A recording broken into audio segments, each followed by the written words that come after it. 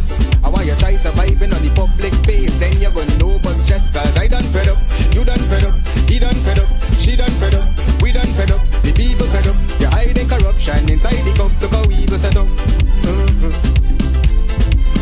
The people fed up. They done drive no fear with the citizen. They may want the people speak out. Freedom of speech done gone inside the gutter. Knock off when you open your mouth. Discrimination in entertainment, and you're talking about one Guyana. When the Ministry of Culture keep the big shows, one set to girls and banner. Cause I done fed up, you done fed up, he done fed up, she done fed up, we done fed up, the people fed up. You're hiding corruption inside the cup, look how evil set up.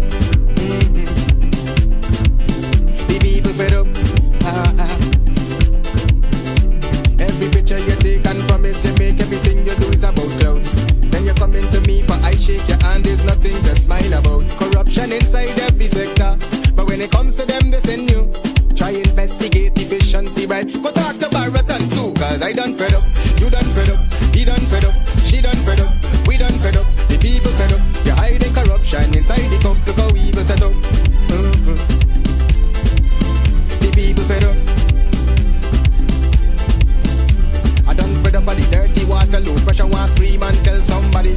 Imagine. Everything people are fed up about in Guyana. That is why they have gone out in their numbers to vote today. And we're getting different stories. It depends on where. We just got off the phone with some folks in Blackbush Boulder. Started off a little slow. The lines got a little long in some areas like Yakasari. And we are still getting some positive vibes, so to speak. We're hearing, and mind you, this is what we are hearing at our end. We're not saying that that's the case throughout the country, but some usually strong areas for the PPPC, people have not gone out in their numbers. For example, in 2020, we are told that the crowd in Port Moran was longer. Today's voting, it is not. People are not going out in their numbers. And I'm just saying what we have heard. I'm not saying that it is a fact, but we do believe our sources on the ground. We don't want anybody. It's not like we give a darn what the PPP thinks. Jack Dave and these guys and silly reports by the PPP control police force about peddling mischief. If they want to talk about peddling mischief, well, they are good at that. They did that with the Paper Shorts murder. They did that with lots of other murders, questionable murders in Guyana, where they protected the murderers and those who played a role in those murders. Also, with the Adriana Young situation, we know what happened with that senior police officer, that commander. We know about the public mischief. We know about all sort of things. And so the police force can't bluff people to say that they can't have an opinion about things or anything. We will continue to have our opinions on whatever that's happening in the country or maybe outside of the country. So what is happening in Guyana today? If you're now joining us, it's elections and just about an hour and a half remaining. 1 hour and a half remaining. Just 1 hour. Do you know what can be done within that 1 hour? Now, what can we do here? If you guys want to call, if you're in Guyana, feel free to call me on WhatsApp. Let me get your take on what's happening. Let's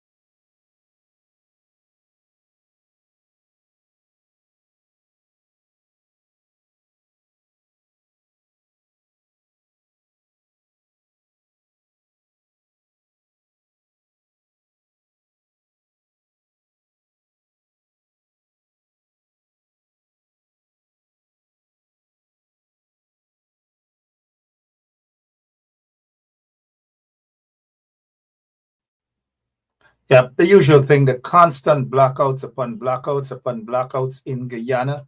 I must apologize for that. And if we go again, must know that because of the system in Guyana, the constant blackouts, and people are seeing it as highly suspicious, mind you. And coming from the PPP regime, of course, it is highly suspicious. So we want to find out what's happening on the ground, and we want those of you who are there who have not gone out to vote, go out right now. Transportation, we're told that transportation available. Uh, get in touch with the folks at Congress Place. Get in touch with the Congress Place offices, whether it's in Linden. But we know the PPP, they were giving out free gas. Edgel, we were told he was out there giving out free gas for the people.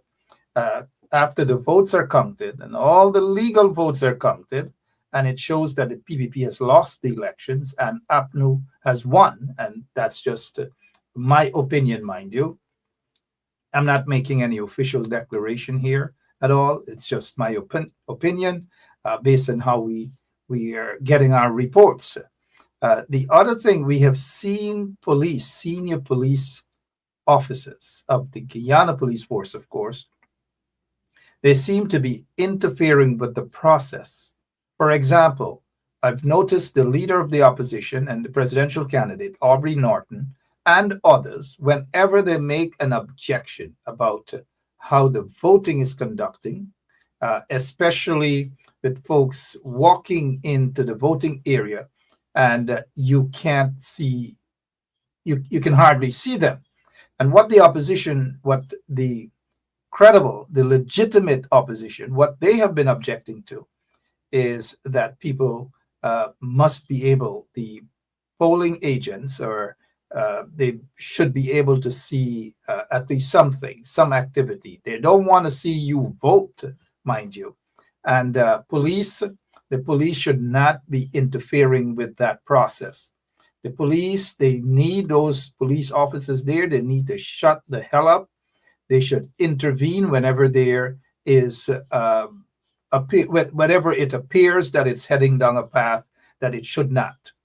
However, when it comes to an interaction between agents, polling agents, and in this case, the leader of the opposition, Aubrey Norton, or any senior member or members of the opposition, the police is not there to take a job when it comes to the duties of Gecom, the responsibilities.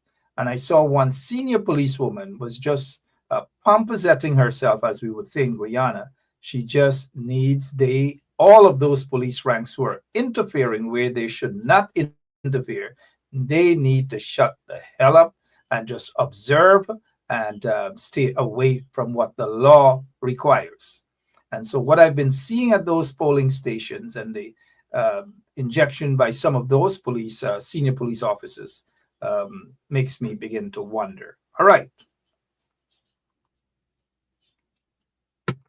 Sorry, in case you thought it was a Thursday gymkhana or so-called press conference in a cow pen. No, the minute I took a sip of the coffee, mind you, coffee. So what is happening? You guys have the number. You can call in. I want to hear from you folks. I want to hear what's happening on the ground. I want to hear, we heard from a lot of folks, lots of folks on the quarantine. And the people on the quarantine, they're ringing their bells because they want people to go out and vote in their numbers. And rightly so. Go out and vote in your numbers. And I'll tell you guys this. Let me be very straightforward, straight up with you. I'm not here to gaff. There's no time to gaff. There's no time to build up a sweat, build up a life. This is about reality. If you haven't made that call right now, Lorraine Garnett, if you haven't made that call, Joy Phillips, Jason McDonald's, Wesley Ward, Karen Clark, and others, if you haven't made that call as yet, if you're not in Guyana, call your relatives and friends right now. Call people in your village right now, in your community, and remind them how important it is to go out and vote. They have 1 hour and 17 minutes right now. Give them that call right now. Place that call right now. You guys are making me sound like a salesman.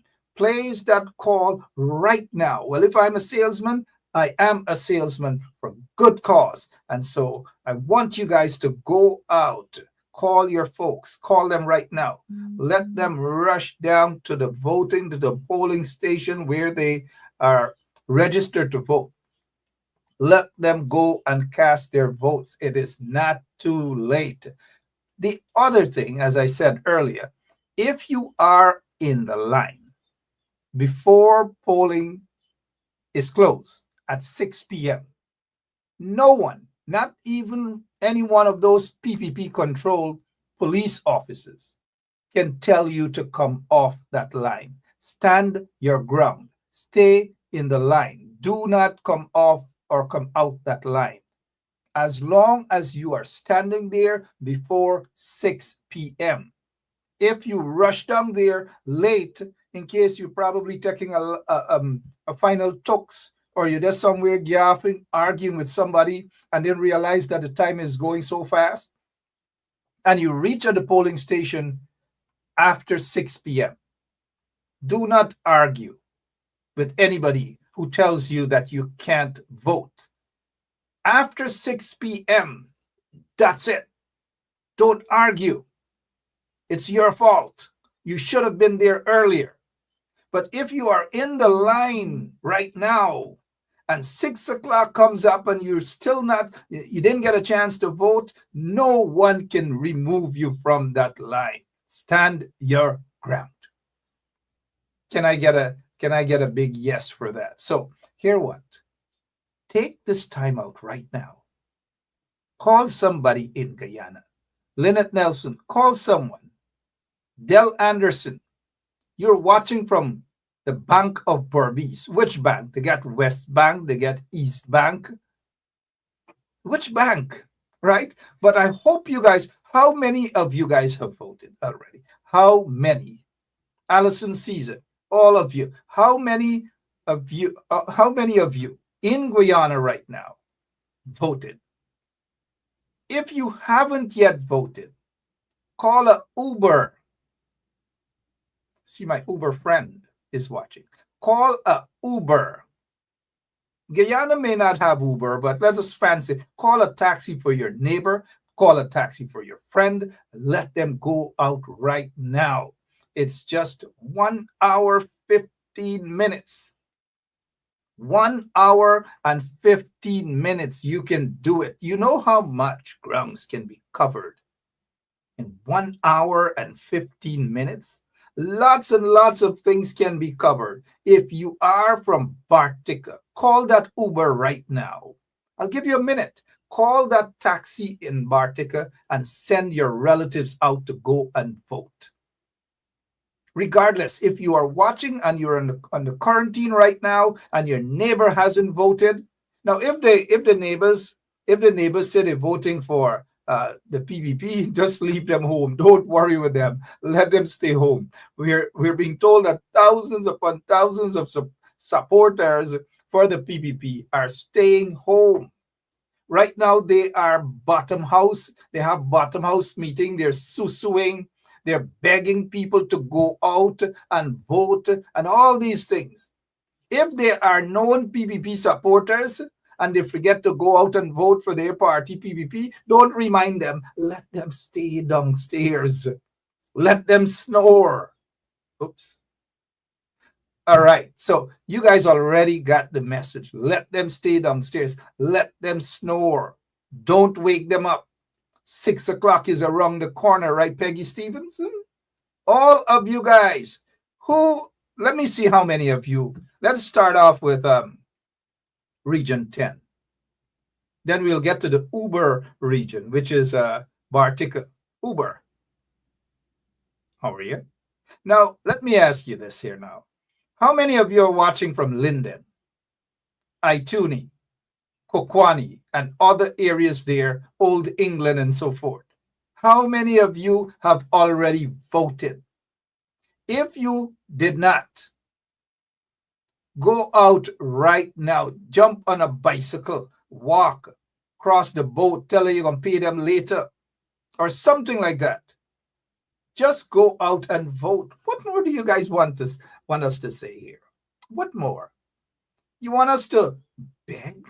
Oh, well, of course, we're doing it in a lovely way, that you've got to vote. If you want the change that you rightfully deserve, you've got to go out and vote right now.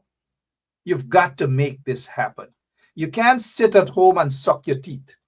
And then when it doesn't happen, you complain, and then you get vexed. I know some of you making some mistakes. I see some trust me. Some of you guys may want to know, how come I know y'all making mistakes with y'all votes? I know. Trust me, I'm an old man now. Right?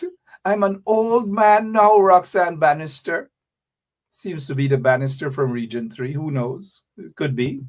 If you are, just say, yep, Uber. Right? How do I know? Just be careful. Just be careful. Be careful. Do not waste your vote. Don't feel that anybody dress up in some little suit, fancy suit that basically is that, because suit is not for everybody. You could go into the botanical garden, grab one of them things there and put them in a suit. Well, thank God I'm not one of them things there, right? But anyways, how are you guys doing? You got the message. I noticed Antonio is saying here, lots of people. Let's go to what Antonio is saying. Antonio is saying lots of people have been complaining that their names are not on the list at certain polling places. Whoever Antonio is, this person is correct.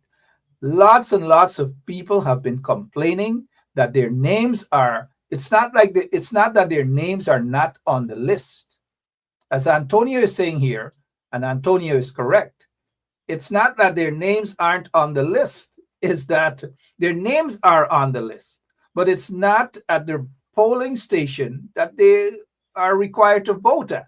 So what the PPP and these scampish banners in the PPP and some of their scampish friends at Gecom, what they do is they deliberately, so if at every polling station they could take off like 50 names to confuse the process, 50 names, confuse people, that is what they do. Meanwhile, they get their Bangladeshi friends that just registered last month, earlier this month. Well, it can be earlier this month. Last month, August, and then July, and then June. Those are the people they rush to give ID cards to. Probably close to about 5,000 between the Bangladeshis, the Indian nationals, and the Venezuelans, and the Brazilians, and the Cubans, and so forth. But they don't want to give Haitians ID cards. And then they included some Chinese in there. So if between June to August, they got a total of 25 to 40,000 people that they claim are Commonwealth nationals. So on the ID card, you don't necessarily have to be Guyanese. I think there's an argument on that. And legally, if you are a member of the Commonwealth, then on your ID card, it will have Commonwealth, meaning you are a national of the Commonwealth. And so Guyana is the only place where you find these corruption upon corruption happening, because the PPP is on the verge of losing the elections. And the only way they can declare themselves the winner, only way they can do that, right, Uber? Turn to your neighbor and say Uber. Or a taxi, meaning call a taxi right now as we speak. Let me take because this is going to be a long night, and I'm ready, I'm prepared, and we're going to rock and roll. Now, messages upon messages. So I got a message here. Someone is saying one thing that they have got to admire is the watchful eyes being deployed and employed in this elections. And this person says that they believe and its staff are going to get it right. Gecom staff is going to get it right. Of course, they got to get it right. The kind of thieving, because remember now they get their friends who helped them steal the 2020 election, get their own little gig going on in a so-called little political party. All of them helped thief up, rob up, and all kind of thing. And then they claim that they were guardians of democracy and all manner of things. Don't buy in those hype. Don't buy into the hype. I see some of them who used to, they're running. They don't come back. They don't comment no more on the 107.1 FM. They're peeping though. They're peeping. Them ain't gonna comment, but they're gonna peep. We know who they are. If you know any of them, forget about Selwyn Peters. Forget about him. Forget about Selwyn Peters, right? we know those drinkers. We know those soup drinkers. Let me see. Some other person is messaging here. Say, hey, noted. Some persons' names are on the list outside of the polling stations and Gecom's website, but not on the list of voters that the presiding officer have in their possession. And that is where the corruption is, guys. They want to frustrate you. They want to frustrate the process. But hear me out, guys. Hear me out on this. Hear me out on this here. Hear me out. I want y'all hear me out. Please, hear me out. Hear what they do. They want to corrupt the process, the PPP that is. They want to frustrate the process. But so far, everything is going lovely. Might not be perfect. And what I mean by lovely is that these guys in APNU, the mistakes made in 2020 and other elections, they're not repeating it because they know they were told and they were given evidence from the recon process. You see, that recon process has been a blessing in disguise, so to speak, because folks were able to see they carried out a forensic audit. And based on the recon process, thousands upon thousands of Guyanese were able to see firsthand how the PPP facilitated in the rigging of the elections. And then, of course, they were installed. Yeah. But the process was rigged. 61 dead voters. I want to bet you guys that voters list for dead people may double. Dead voters, 61 dead voters, and all 62 of them belong to the PPP strong area. 4,864 absent voters. That is almost a seat. In fact, that is more than just a seat, because remember Schumann and that other lady and Timothy Jonas and all of them. Well, right now they are pissed off at the PPP. These are people who are fighting and criticizing and making it look as though the coalition did any rigging. All these people, they suddenly are now against the PPP. They know about the rigging. I'm not saying that they saw it firsthand. Some of them saw it firsthand because some of them were planning to kill. And I repeat, some of them were planning to kill Claudette Singh. That's according to Claudette Singh, right? And I'm saying that's according to Claudette Singh. And they wanted to manipulate the process. That is according to Claudette Singh. In the end, they not only manipulated the process, they gave their guns, they gave bulletproof vehicles, they give their, what do you call them, security guards or so-called security agents of deaths that they were running through their private security firms and so forth and so on. That is what they were doing. They manipulated the process. They only pretended that they were guarding ballot boxes. They were stealing your votes. Some of them now form their own so-called little political group, pretending as though they care for you, they could save you. And I want some of y'all come downstairs and hear me. Oh yeah, some of you from Kanji area, I noticed one of them here, but I didn't want your bombs raised. Come downstairs, Michelle. Come downstairs and listen to this. I see some of y'all taking swar. And when y'all taking swar at the end of the elections, Y'all gonna realize what we were saying here on 107.1 FM. Y'all taking swar. Since when, Michelle? You know who I'm the Michelle, since when y'all taking swar like that? Since when? People helped rig the elections. People did all that sort of things.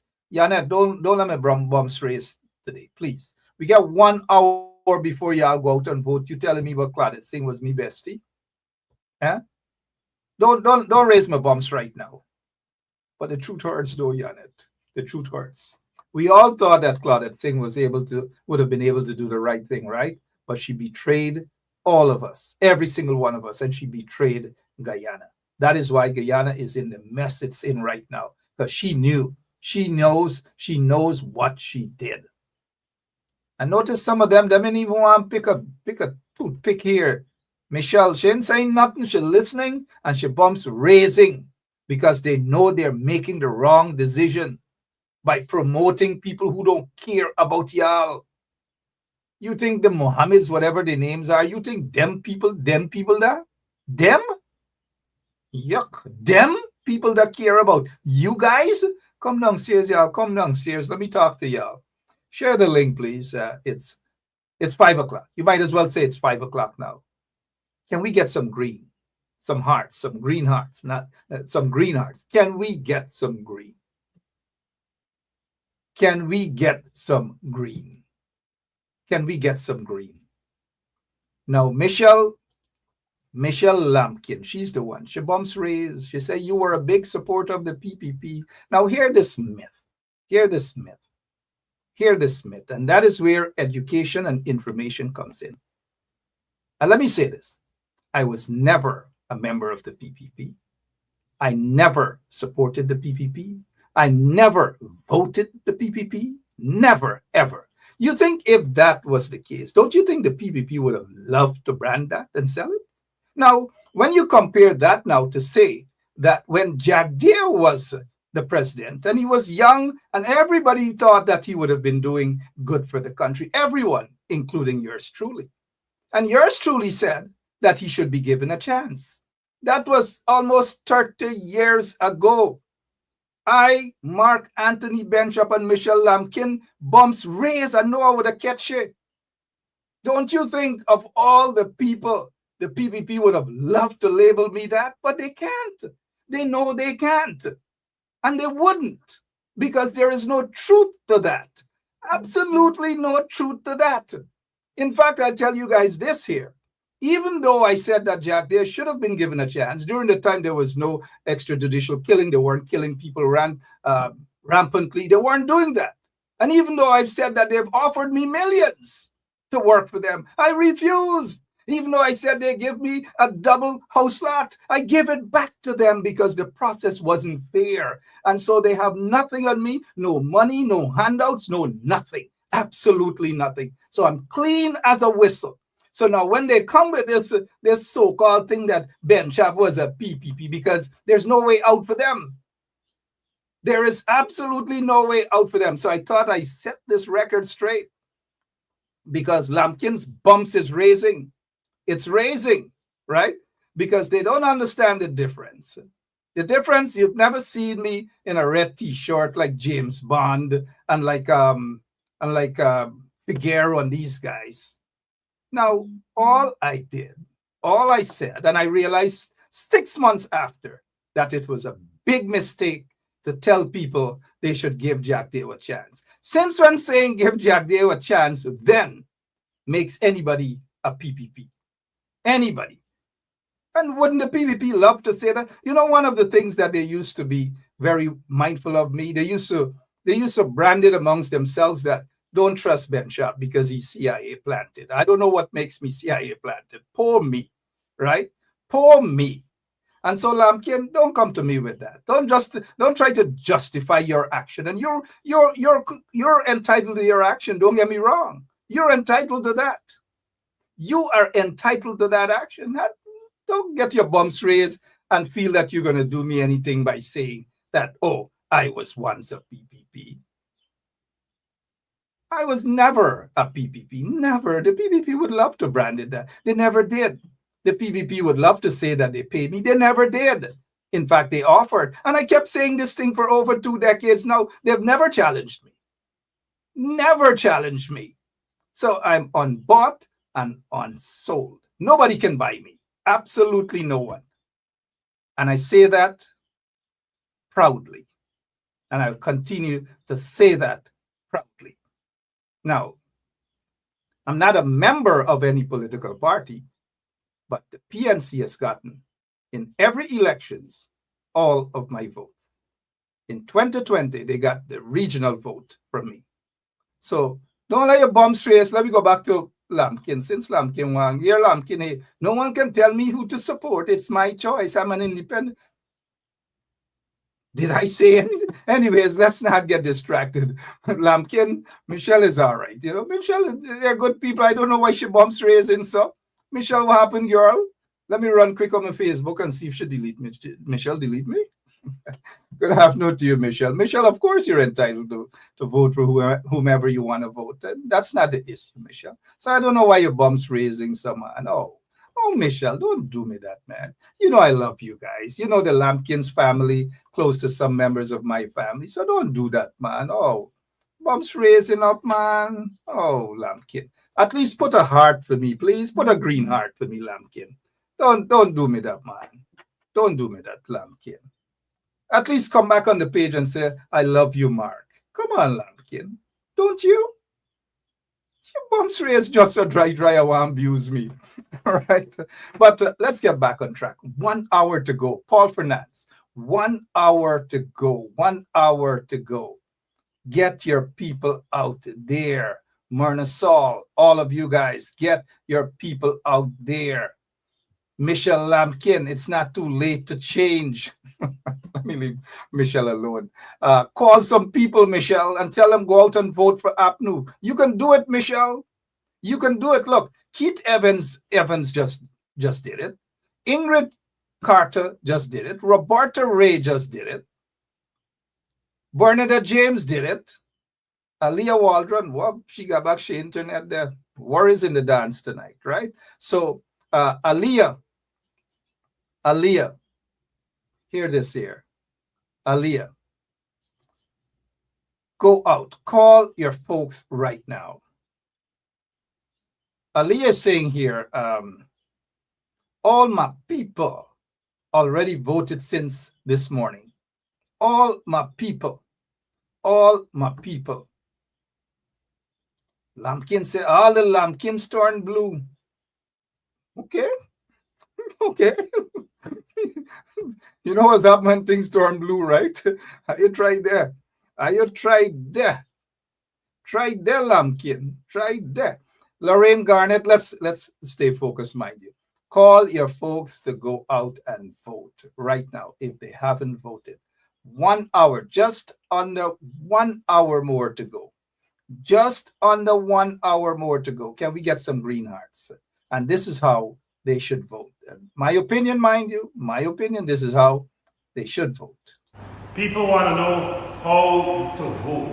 People want to know how to vote. You understand me? Look carefully. Where you put the X? Right there. Right at the palm. You get your ballot box. You go to the ballot, you go to the booth. You go in the booth, collect your ballot, and you go and you watch all the candidates. And you go and you put your X right there at the palm. Right there! So you know how to vote now. Right at the palm. Call Michelle. Michelle, you're right there. Right there, Michelle. It's not too late to change from blue to green. Right there. Right there. Look, if I had my way, I'm not picking on Michelle. Michelle knows it's, she's been watching this program for years now. And look, people are entitled to vote for whomever they want to. It's their democratic right. But I bet if I ask Michelle right now, 2 reasons why you've gone blue. 2 reasons, assuming that you were green before. I don't know whether you were green, whether you're red. I don't know your political view. All I know is that you're saying you've gone blue.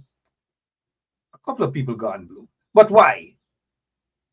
2 reasons, Michelle. And don't tell me you don't got I don't got you no damn reason, because I know your bumps raised right now.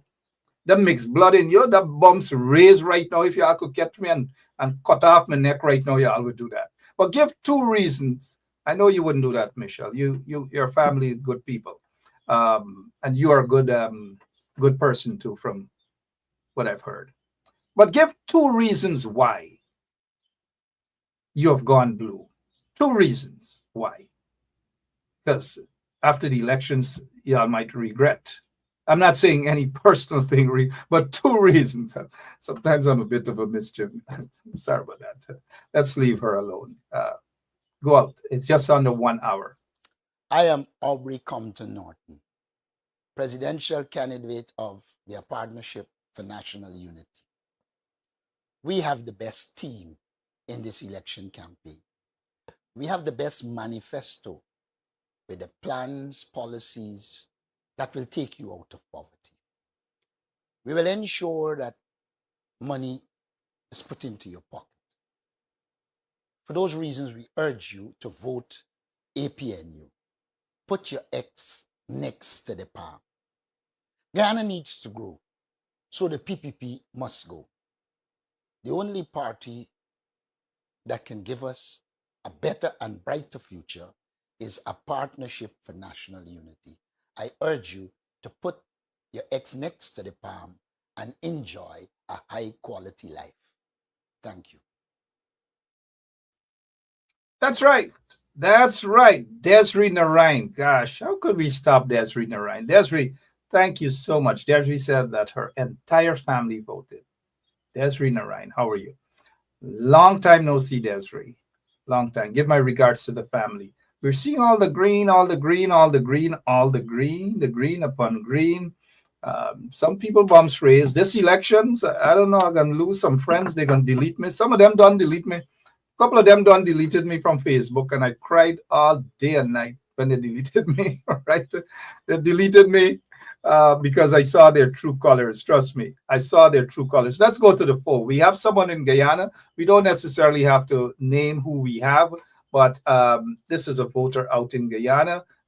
Sir, can you give us what's going on there in Guyana with the elections? What's happening? Talk to us.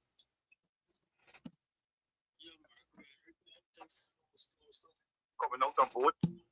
Right now, I talk to you by Will school name since it well.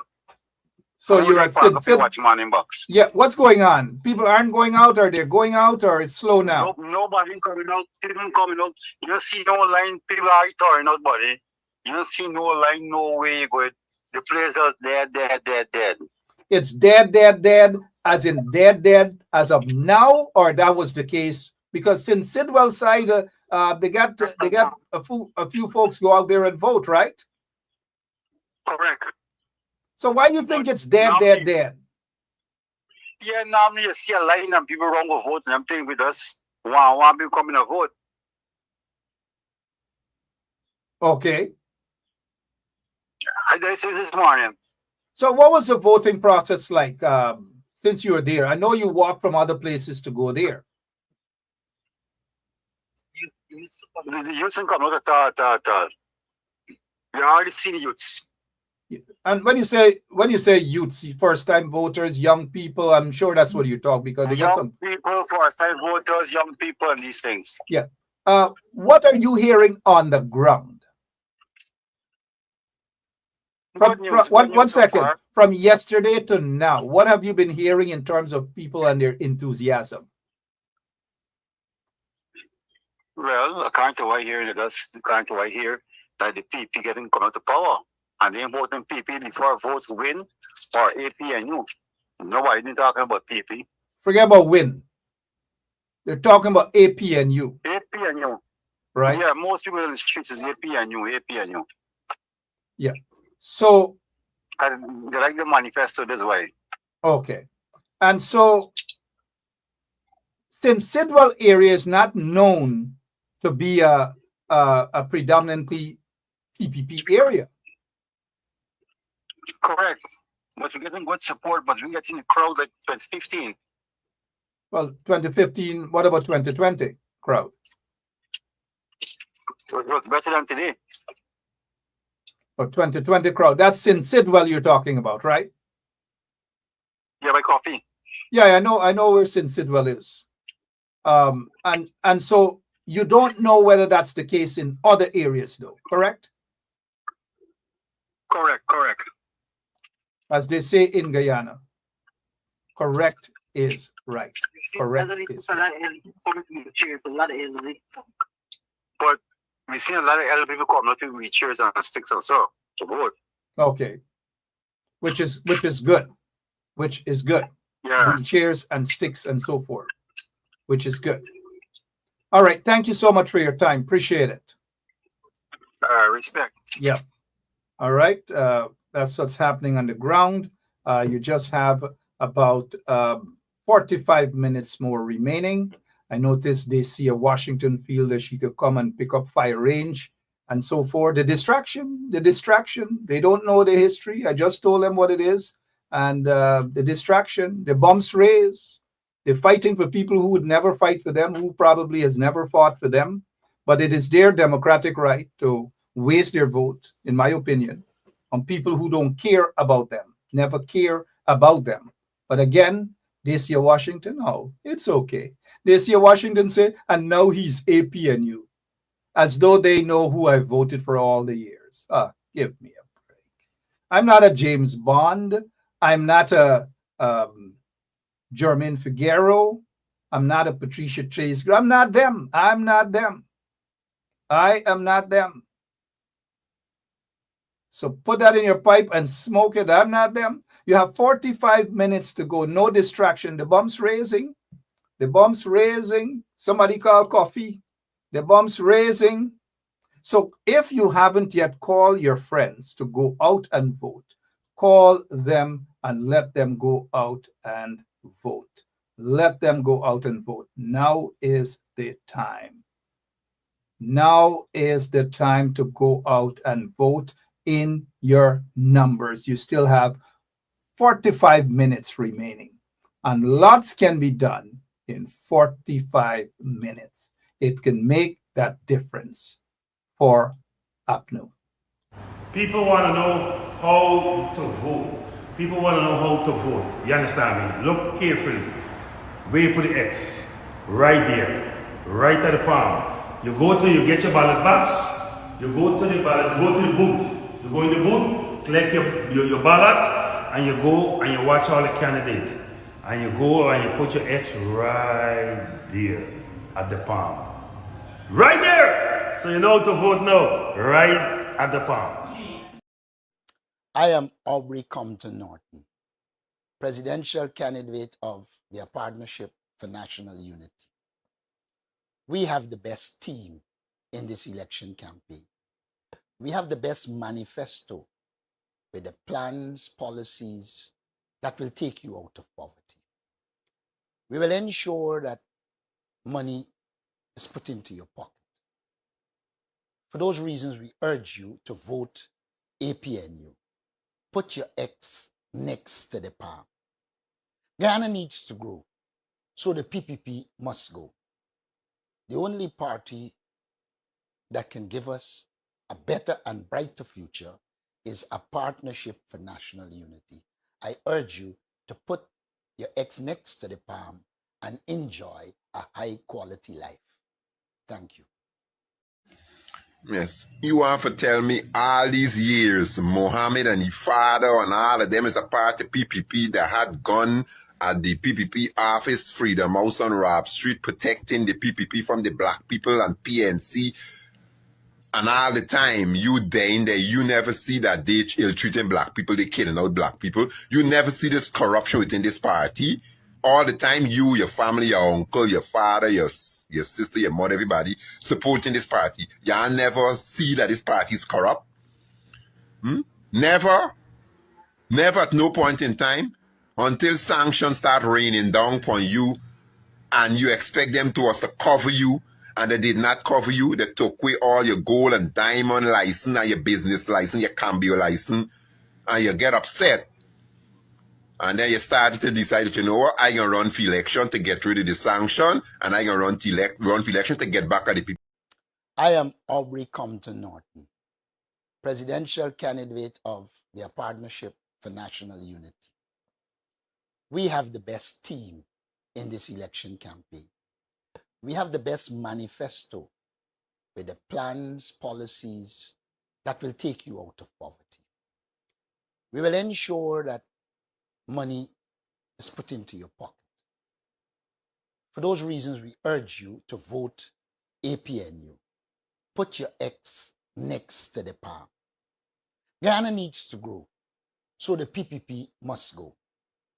The only party that can give us a better and brighter future is a partnership for national unity. I urge you to put your X next to the palm and enjoy a high quality life. Thank you. And enjoy a high quality life. You know, voting for APNU is voting to rescue Guyana. That is what it is. A vote for APNU is a vote to rescue Guyana. I know some of them bombs still raising. If they could catch me right now, right? If they could catch me right now, they'll push me off the Kanji Bridge. Trust me on that. Bombs raising all day. I noticed some of them. I know I got like about 10 of them bombs raising all day. The itching, the itching, the itching, all day the itching. One of them said that the PNC or APNU left me in Camp Street. All kind of thing they're doing, all kind of thing they're saying, but you think I'm concerned about that? If the bombs raise, the bombs raise. All I know is that y'all have to go out right now, rush down, call your friends, call your folks right now in Guyana. Call them right now. Don't take no swar from people. Don't take no bullying from people who feel that they could throw somebody who never care and try to convince you guys that somebody who never cared about you guys, who never lifted a hand, who never spoke out against injustices would suddenly care about y'all. Give me a break, guys. Give me a break. Just a little over half hour, 30 minutes remaining. As long as you are in the line, you cannot be removed from the line. As long as you are in that line to vote before 6 p.m., no one can remove you from that line. Absolutely. So if you're watching this program and you're in a line right now waiting to vote, when 6 o'clock comes and anybody comes to tell you, come off the line, the place closed. You know some of them, right? Come off the line, the place closed. Don't move. Tell them by right and by law, you are to remain right there in that line because you were there before 6 p.m. It's the law. It's the law. And polling agents for APNU, stand your ground. Polling agents for Simona Broom's party, stand your ground. Simona Broom's party, and then they have London and those folks, stand your ground. Do not move. 6 p.m., as long as you're there before 6 p.m., legally, you cannot be removed from that line. If you go after 6 p.m., then that's a different story. Try not to go after 6. So drop whatever you're doing right now and head down there. Take 30 seconds. Call a relative right now in Guyana. Ask them if they vote, if everybody in the house voted. Because remember, the PPP, they're taking busloads upon busloads of people and paying them. They have ID cards that says Commonwealth. They're a member of the Commonwealth. And so because they haven't reached the time in Guyana where they can gain citizenship. And so after, I believe, maybe 6 months or 1 year, then they can get a Guyanese ID card and they can vote in the elections. That is what they do. The PPP got thousands upon thousands of them.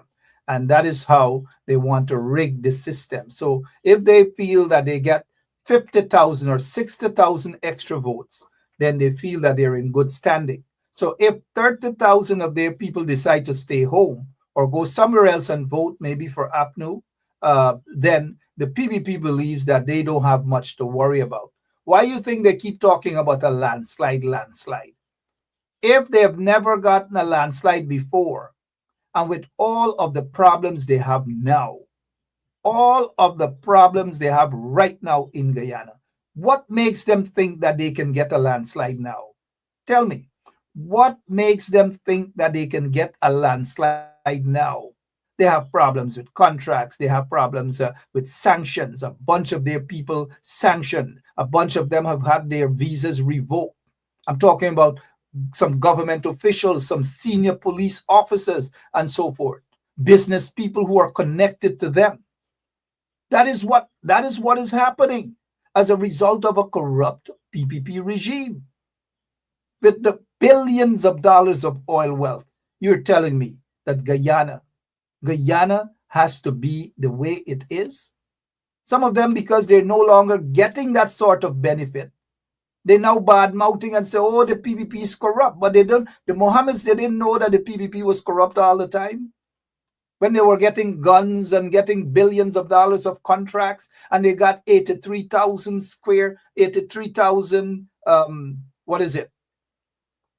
acres of land. And that's just one portion, mind you. Prime lands all across the country. They didn't know the PPP was corrupt then.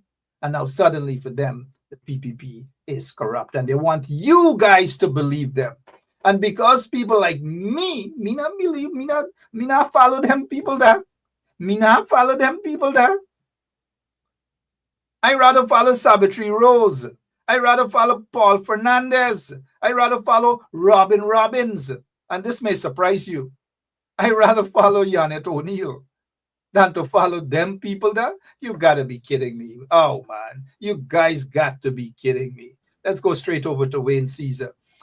Wayne, what's going on? What are you hearing? Let's get straight to the point. We have just a few minutes. What are you hearing on the ground right now, sir? Yeah, Mark, I'm hearing positive things on the ground. From the side of the APNU, they would have had quite a good turnout. When you look at the PPPC and their side of things, there are certain regions that they are calling people to come out. The people are not coming out. They're walking around and they're looking for those people who were part of the crowds in the rallies. And that's one of the things that really bothered me. And you know what? I say this to the Guyanese people. I know I may be preempting a little bit too early, but I must say kudos to them, because these same people have been robbing the Guyanese people for 23 years plus 5 years. So you can't give them wrong when they show up to these rallies if they're being paid. What a way to take back from a government that has been taken from you all the time. So kudos to the people. Today is the day that counts. Forget about all the large crowds that the PPP had during, the lead up to these elections at rallies and all these things where they were busting in people and all these type of things. Okay, the proof is in the pudding. And today, based on this turnout, things cannot be looking good for the PPPC. So there you go, man.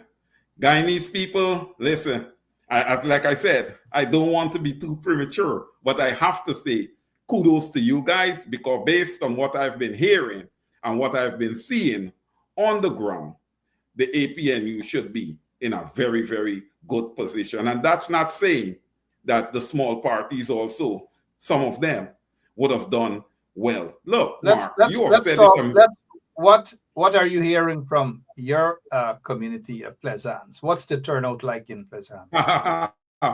Well. The turnout in Plaisance has been excellent. The lines was long. The leader of the opposition was there, I think, at 7 this morning at Plaisance Secondary School to cast his ballot. The lines were very long for Plaisance, okay? And I know that the vote in Plaisance is going to be overwhelmingly favorable to the APNU. The leader lives in Plaisance. So, I know Jack Dio lives in Pratoville there, but nobody has time with Jack Dio. Okay, the people are well aware of what Jack Dio would have done to the fabric of Guyana over the last 23 years plus this most recent 5 years. So the people in Plaisance, they came out in their large numbers. I understood also, Mr. Benchap, that a lot of the villages would have experienced blackouts around the polling stations and these type of things. And that's typical of the PPPC. It's corruption. Okay, it's corruption. 27 minutes after 5 o'clock. You can make that call. You can make that call right now. All you got to do is pick your phone up, do like what I'm doing, and say, hey, have you voted? I'm calling somebody right now.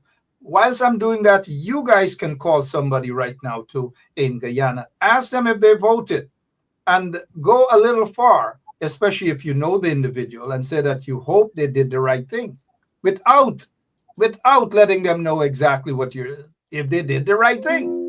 If they did the right thing, call. Half hour remaining right now. Half an hour remaining right now. Do like what I am doing right now. I'm calling somebody. I am calling somebody here.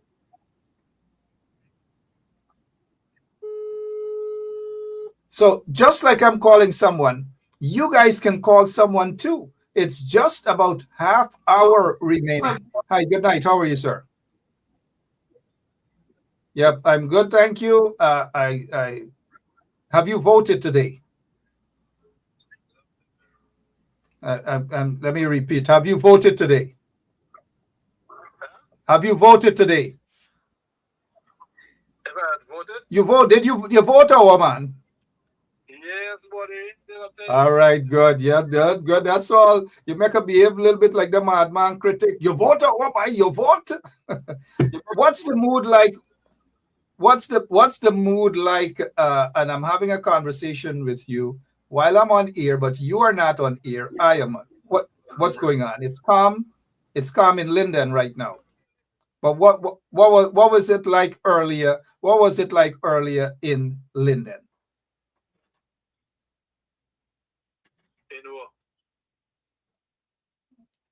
Oh, Father. Oh, I asked in this earlier in the day, not early in the week. Like, oh gosh, this is why I call it. So what is the mood like? Meaning, what are they talking about? Because the PPP seem to think that they're gonna get lots of votes out there. You think so? They're bribing everybody, and people falling for that bribe. Some people falling for the bribe. Last night, Edil was sharing out gas voucher. I was made to understand that this morning. Oh, so you guys hear what's up? 5,000, 10,000 vouchers and so forth and so on. Look, half hour, half for gas. Yeah, he's gonna have a lot of gas after elections. Go out, call. Yeah.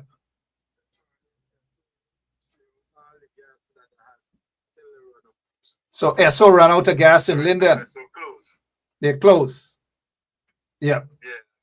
All right. So call your neighbors, call your friends, call your relatives, and tell them that it's important that they go out and vote. Half hour remaining. Call people and ask them if they vote. Let them do the right thing.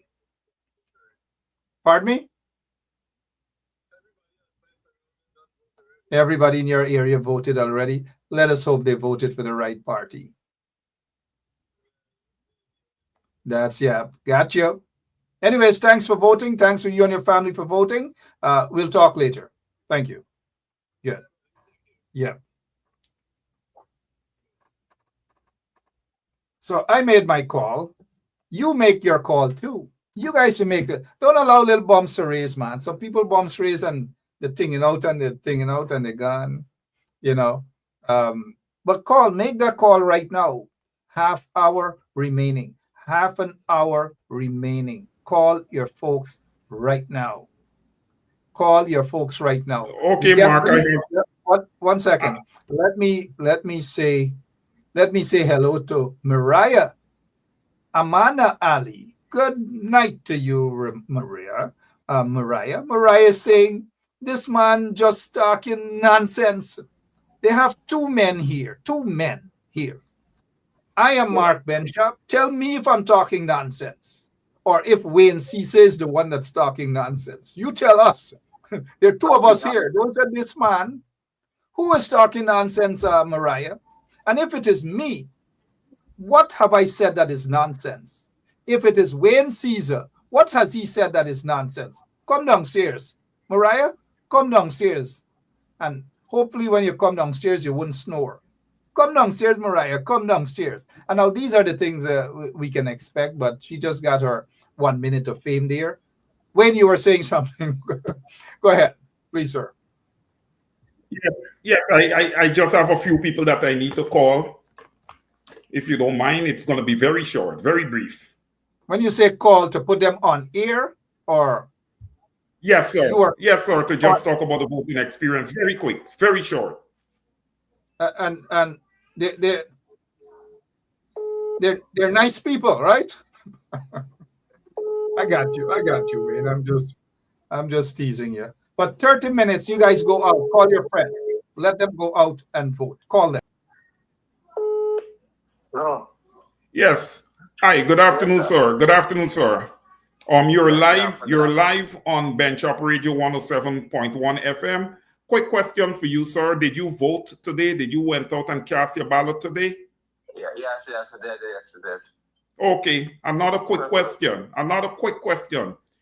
Sir, did you do the right thing and vote for the APNU today, sir? Oh, yes, certainly. And what's your reason? What's your reasoning behind voting for the APNU? May I ask, sir, quickly? Well, we need to get rid of the corrupt government. You know, the previous party, I think government is probably not good for this place. So we just need to get them out. Okay. The only way to get them out, the only party I think could get them out at the APNU.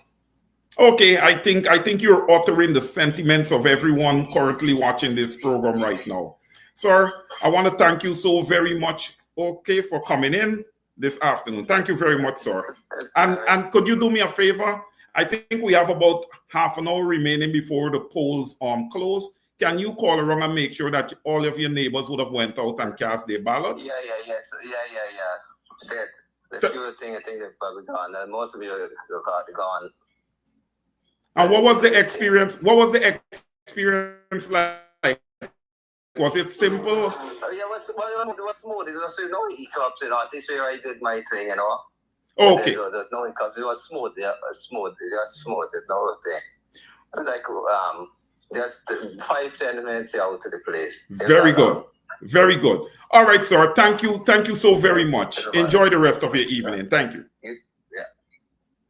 All right, guys, there you heard it. You know, he wants the corrupt PPP to be removed. I'm calling in here another caller.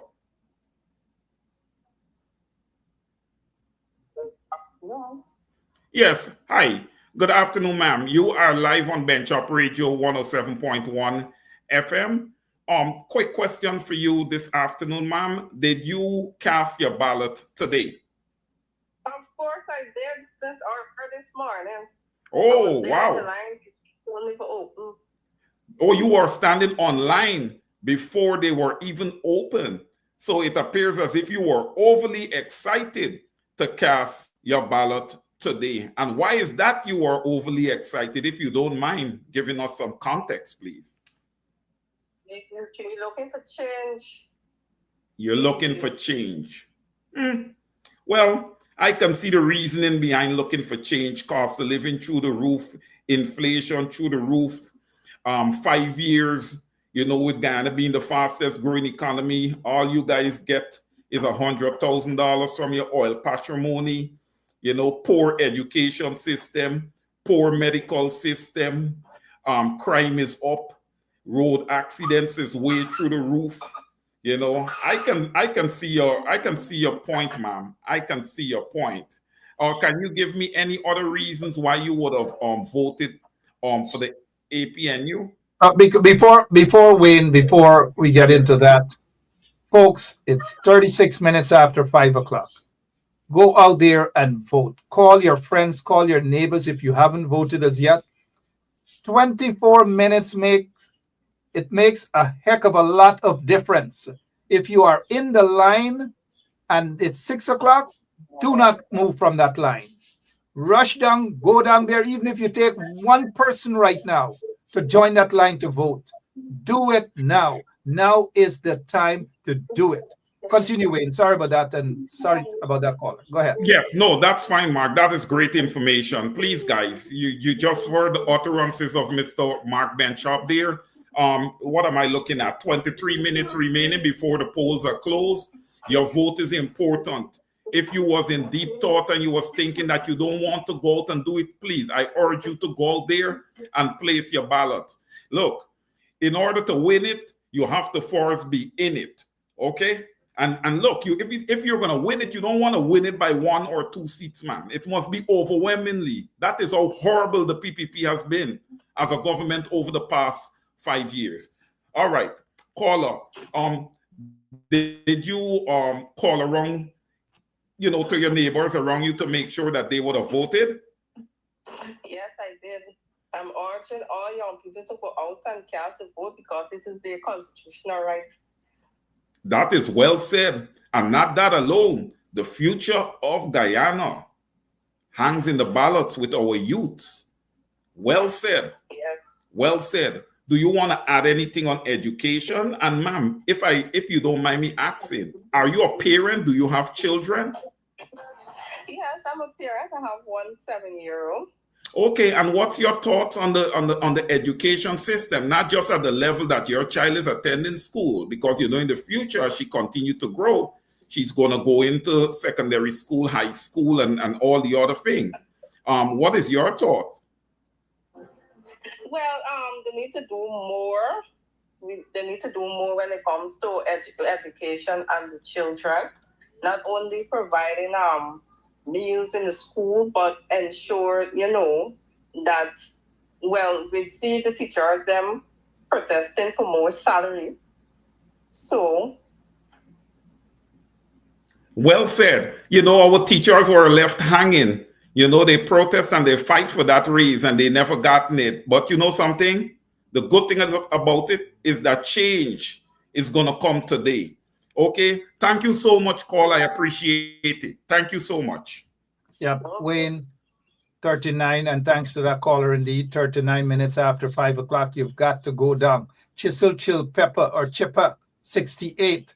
This is not calming now. This is not a little raise. When you're promising people raise, send the raise to them. Because look, Chisel Chill Pepper say you promised him or her a raise a while now. You're sending people a raise since last year. Now, Chisel Chill Pepper, what we want you guys to do is to call somebody right now. Call somebody. Call your neighbor. Let them go out and vote. Let them. If they're going to vote for the red, don't bother. Let them sleep. Let them snore. Right? Leave them right there. Wayne, do you have another caller? No, I don't have another caller right now, but I wanna respond to Chisel Chill Pepper. Please reach out to me. That would raise that thing because we got an elections to win. Forget about Chisel Chill Pepper and raise. Oh, go ahead.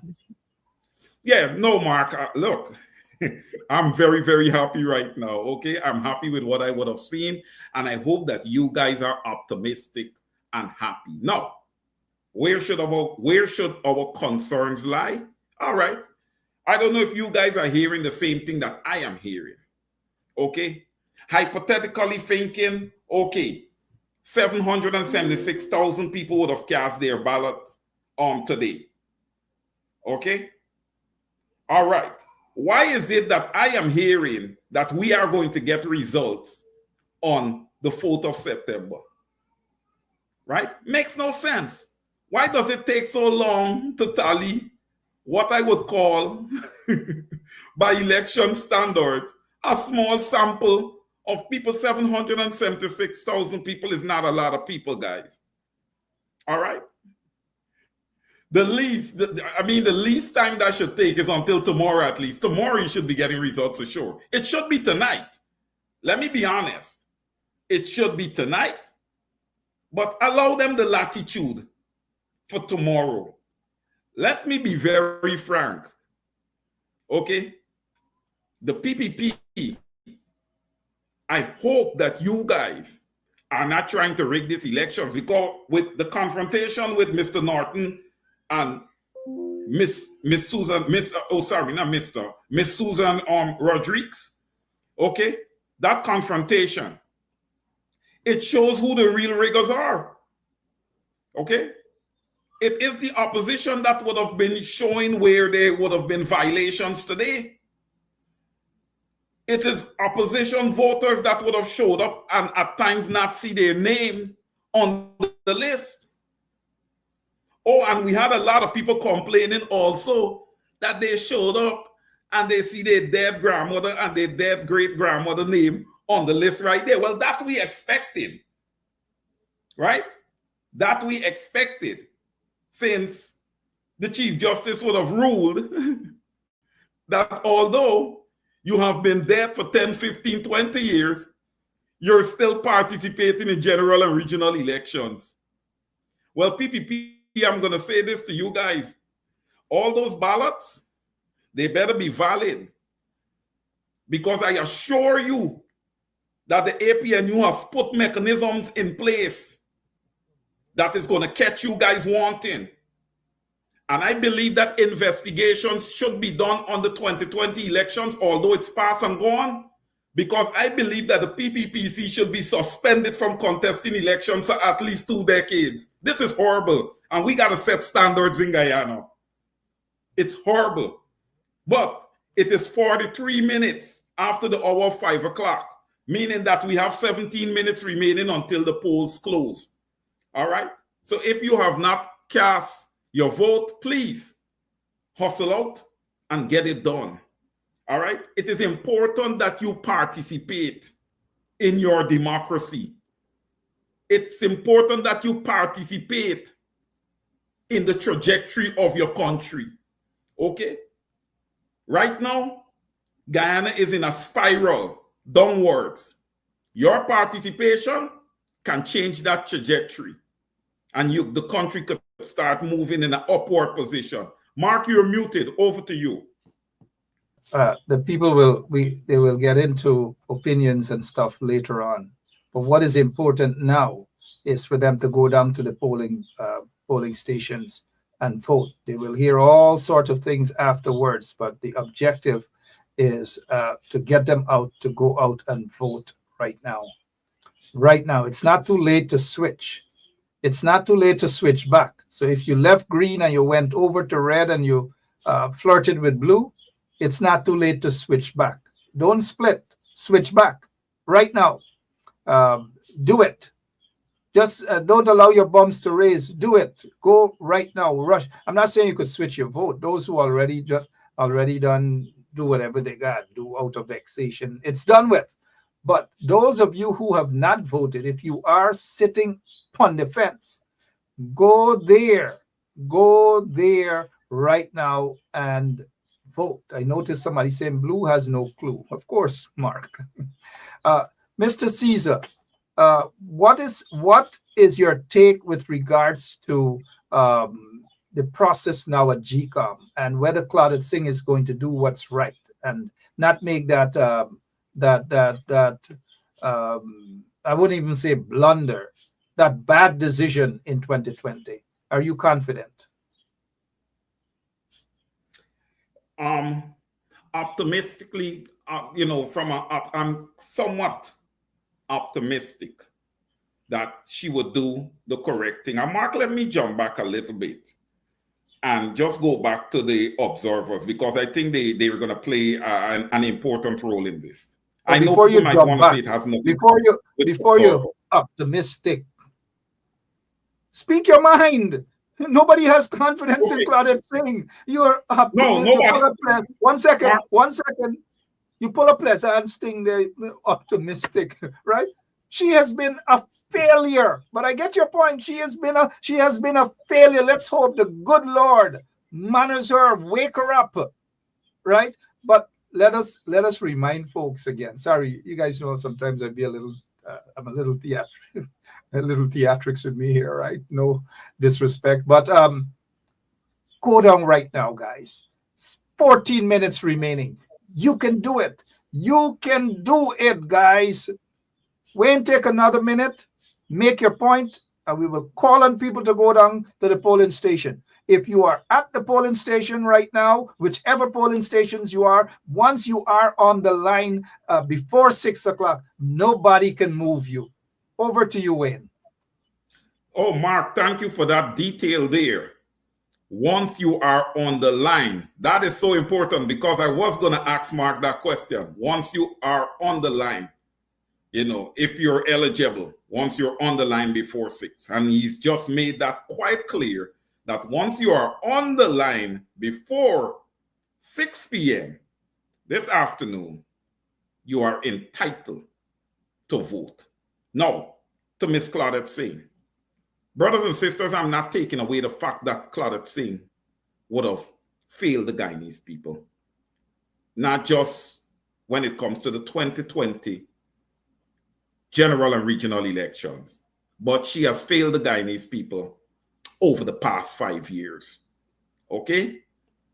No biometrics, no new voters list, hardly any transparency and communication with the public during that period of time. And you guys have to keep in mind, this is a paid servant. Okay?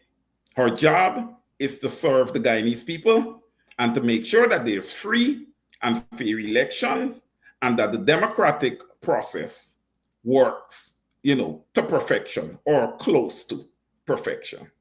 She did not execute. Okay. Here we are, 2025, with some 53% of Guyanese experiencing some measure of poverty. Curtsing, I hope that you're listening in, or I hope that somebody tagged you. Yes, go ahead, Mark. Stick a pin there as we prepare to go to Guyana.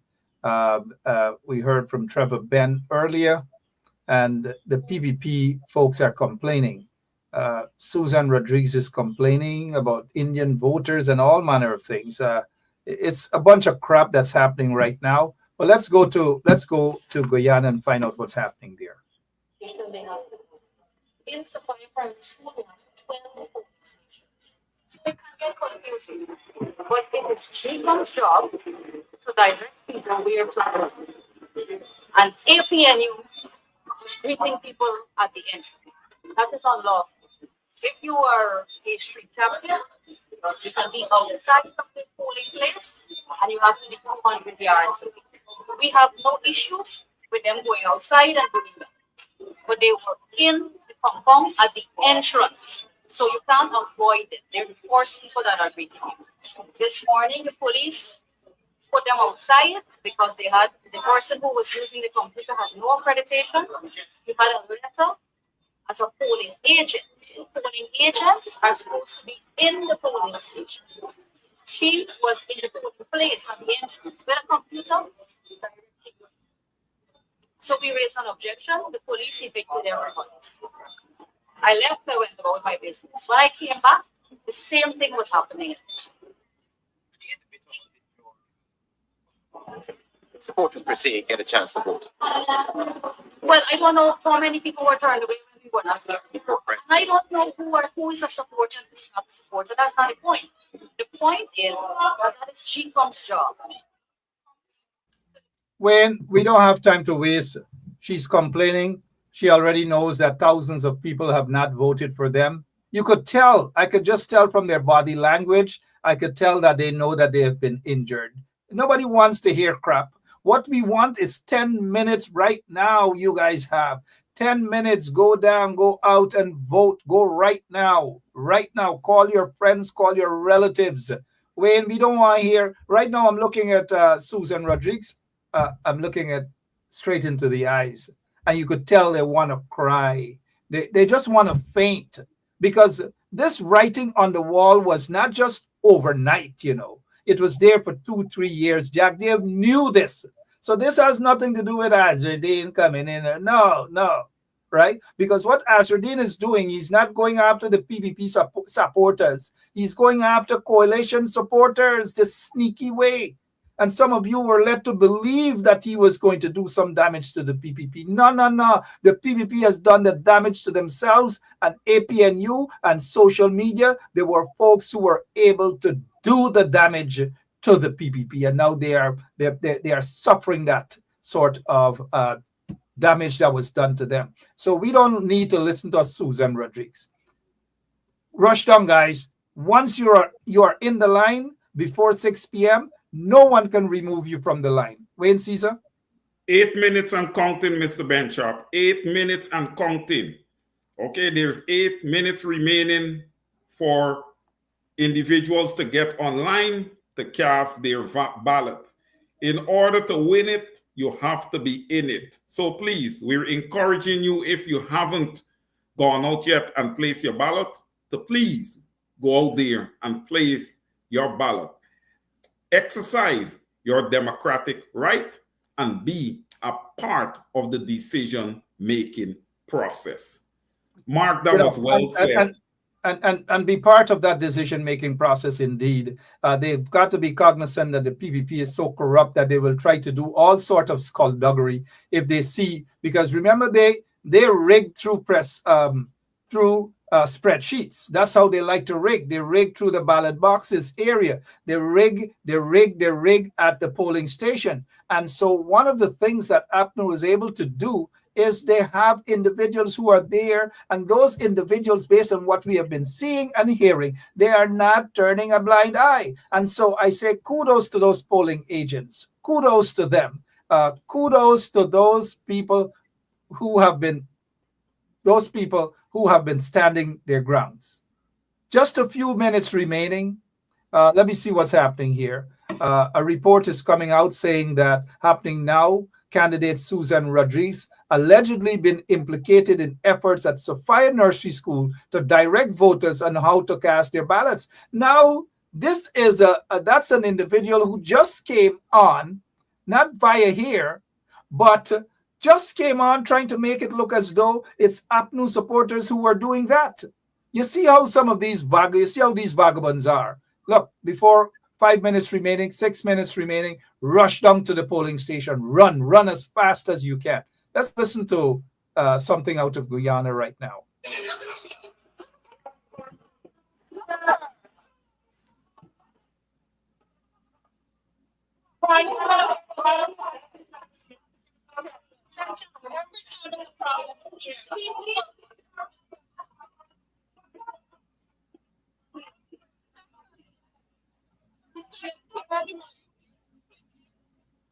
You know, one of the things that I find, maybe it's a Caribbean thing, everybody wants to speak at the same. We want to hear the point. Allegations are, and just allegations, that Susan Rodriguez, who was just complaining on Travis, that's how APNU people, they're quick to blame PNC or APNU people for something. They're quick. And these vagabonds, they're never wrong, they're never wrong. Everything is always about APNU or PNC, or APNU supporters, PNC supporters, or supporters who are not connected to the PPP. They're quick to blame. They feel that they're so righteous. And look, allegations coming in, according to report happening now, PPP candidate Susan Rodriguez has allegedly been implicated in efforts at Sophia Nursery School. That's how these people are. They're implicated, and then they just come and take their bad skin or the mud and dash it on opposition, dash it on PNC, APNU people, and so forth and so on. Those vagabonds. Look, 5 minutes to go, guys. It's 5:55 now. 5 minutes to go. Call your friends, call your relatives. Let them Zoom. Let them rush down to the polling stations. As long as they are there before 6 p.m., they are entitled to vote by law. Wayne Caesar. Wayne. Yes. Mark, I understand why Susan Rodriguez. Yes. Yes, well, look, I understand why Susan Rodriguez is being so aggressive. She understands that the PPPC is on the brink or on the cusp, let's say, of losing the 2025 general and regional elections, and rightfully so, guys. And there's other things that ministers in the PPPC should be afraid of at this time, because they don't know what the repercussions is going to be, what approach a new government is going to take. So I can see, Mark, I can see reasoning for Susan Rodriguez's behavior, okay? Because she has to fight to stay there. Remember, Mr. Benchop, these people have gotten rich overnight, okay? They have gotten rich overnight. But Mark, I am going to hand it back over to you, because there is only 3 minutes remaining, and I would like for you to make that last appeal. Yep. Because you've got to go out, guys. You've got to go out right now. Just 3 minutes. If you are in that line, if you know someone who has been on that line, in that line for about an hour, 2 hours, if it's that long, wherever it is, take something for them to drink. Take a little cheese roll, a little pint tart, a little snack for them. Take it. Let them stay in that line. As long as you are in that line before 6 p.m., nobody Nobody nor their grandmother, nor their grandfather, the aji, the aja, the pua, the mami, the mamu. Nobody can take you out of that line. Not even Hicken.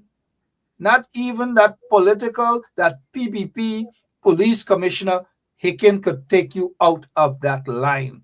As long as you're there before 6 p.m. Run down right now. Run down. Go downstairs and run down.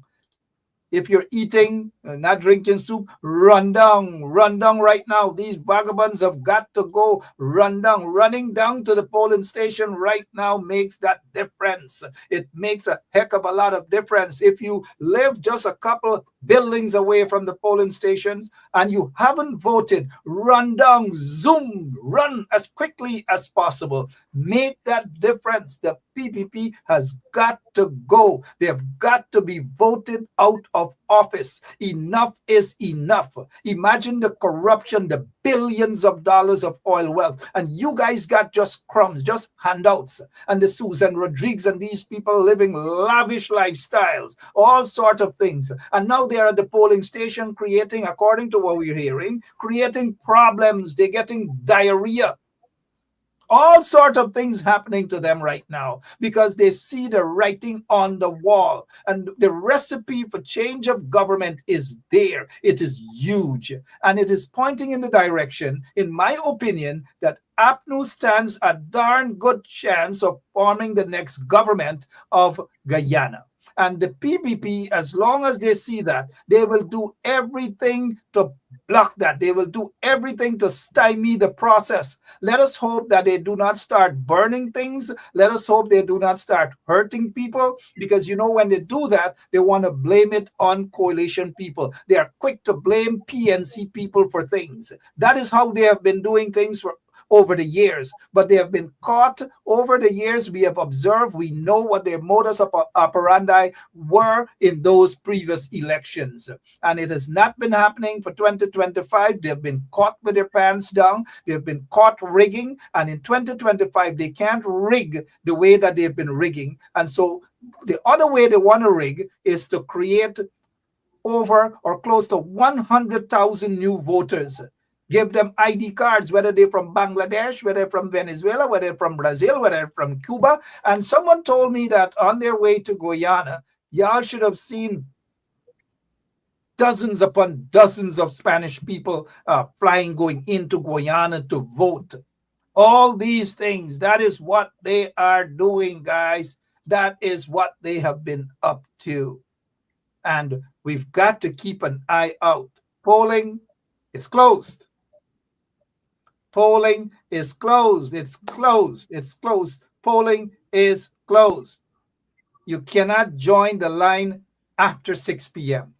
If you are in the line right now, do not leave that line. Do not get frustrated. Stay right there and cast your vote.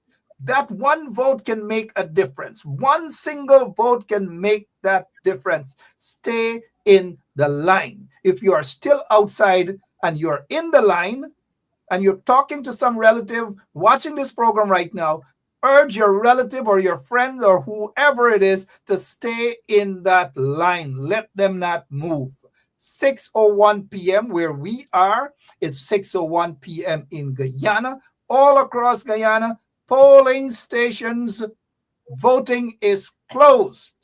You cannot join the line now. You had an opportunity since we came on here over an hour plus ago. You had that opportunity to join the line. You had that opportunity to rush down there at the polling station. It is now over. However, if you are in that line right now before 6 p.m., stay in that line and vote. Mr. Caesar, talk to us, please. Oh, Mark, that was great there. That was great. Thank you for closing out on the polling for today. Thank you. Polling stations are now closed.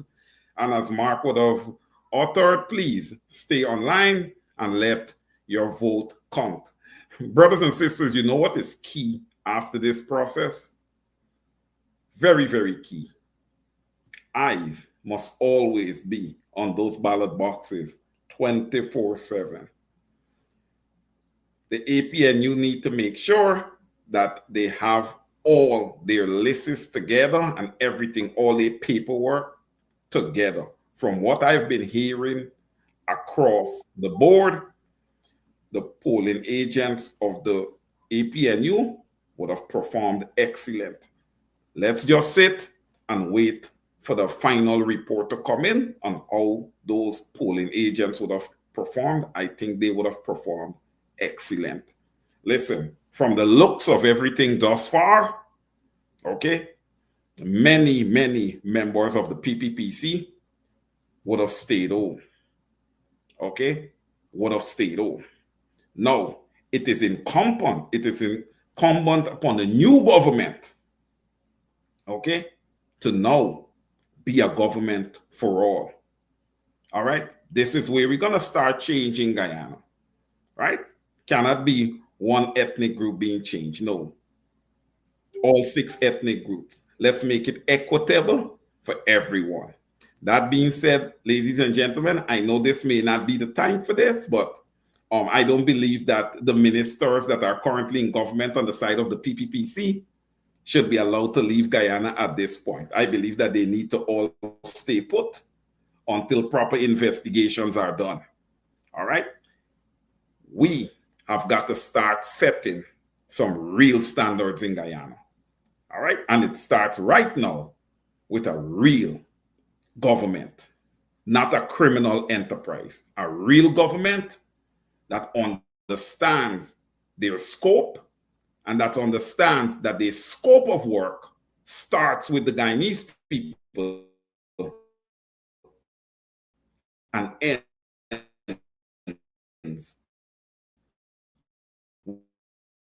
with the Guyanese people. So I sit here confident that a new government will execute. Hi, Wayne. If I can just stop you there for a moment. We still have continue to. I want to thank all the voters that would have went up. Wayne, yes, 1 second, please, sir. Go ahead, Mark. Yeah. So we have lots of thanking to do for all of you who played a role there in the audience. And Wayne, sorry that I have to interject. We have a caller on the line. Go right ahead, ma'am. Yes, my name is Chanel Wills McAllister, and I'm from Brooklyn, New York. I'm a born Guyanese. I left and come from Brooklyn to Guyana. And it's amazing to see how many people have shown no interest, both old and young, to even go out and exercise their democratic rights.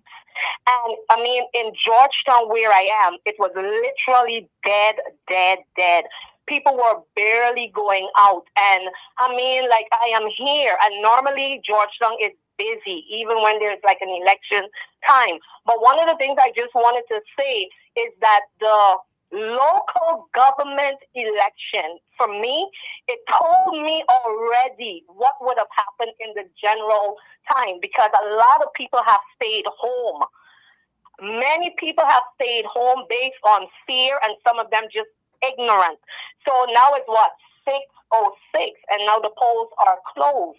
So I hope whenever 2030 comes, people are going to really go out to Gecom and protest, because I think many Guyanese do not understand how powerful their voices are. And one of the last things I want to say, I was born in this country, and I feel like a tenant in my own country.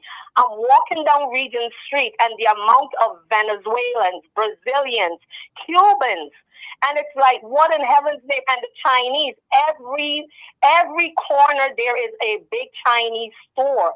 So come on, Guyanese got to do better in the next time and come out and exercise their democratic rights. So that's what I want to say today. Thank you so much. Appreciate it. Thank you so much. Yeah, thank you, ma'am. Okay, that caller out in Guyana went all the way to Georgetown, to Guyana there to vote. And she's just saying that she has never seen the place so quiet as it is in Georgetown. And we'll try to get some folks out in Linden area to find out what is happening in that area. But we're very appreciative of that caller. I'm not sure if we can get a quick minute from the someone out there in Linden. If our executive producer can get us on to the mayor, his worship, the mayor of Linden, that is Mr. Sharma Solomon, to give us a rundown. And let us just, thanks to our executive producer who has the mayor of Linden on the line. Thank you to our producer. Mr. Mayor, sorry for this impromptu call. Can you give us a rundown on, we know polling stations are closed, voting is over, 6 p.m. What's happening in Linden today, sir?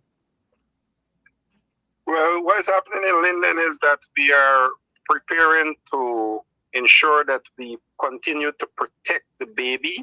That is what we have dubbed this part of the exercise of watching the ballots, of watching to ensure that those who would have exercised their franchise, that it's protected and it's given that careful consideration because we know how important it is, one. But Mark, for the day, we are very satisfied with the turnout that we had so far. In fact, I have had the opportunity to closely monitor the two largest voting divisions in Linden, Mackenzie being Linden Foundation, and over at Wisma, the 1 Mile Primary School.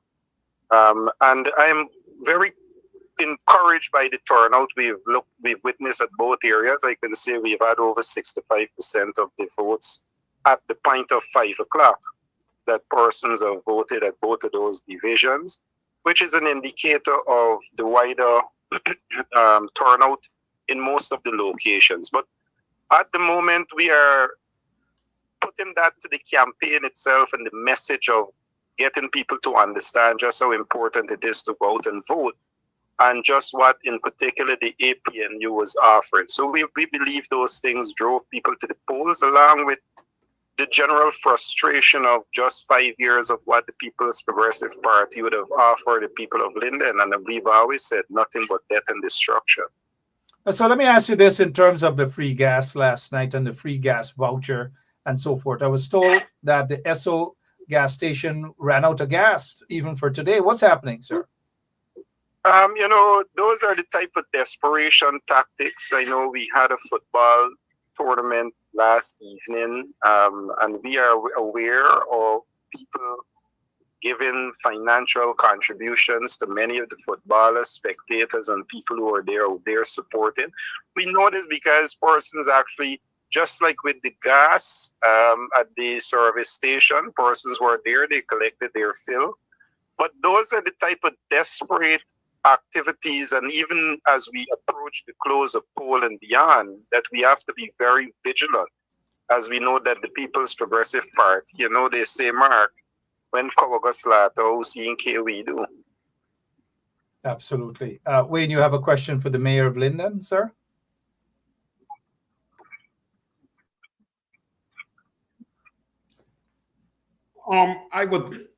Well, look, Mark, the mayor would have just said, right, that 65% of the turnout, would have turned out, before 5 o'clock.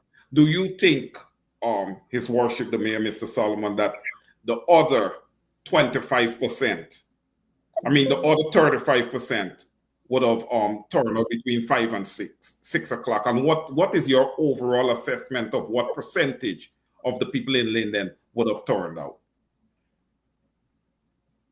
Well, I'm just basing my assessment on the two locations that I overlooked and had more direct involvement with, which would be, as I said, the two largest voting divisions within the town, one representing Wisma and Mackenzie. And as of 5 o'clock, that was the assessment we got back. Over 2/3 of the persons have voted. And looking at it, the voter registration, the list, we have tallied that to be just over 65% of the persons on each one of the lists that would have voted.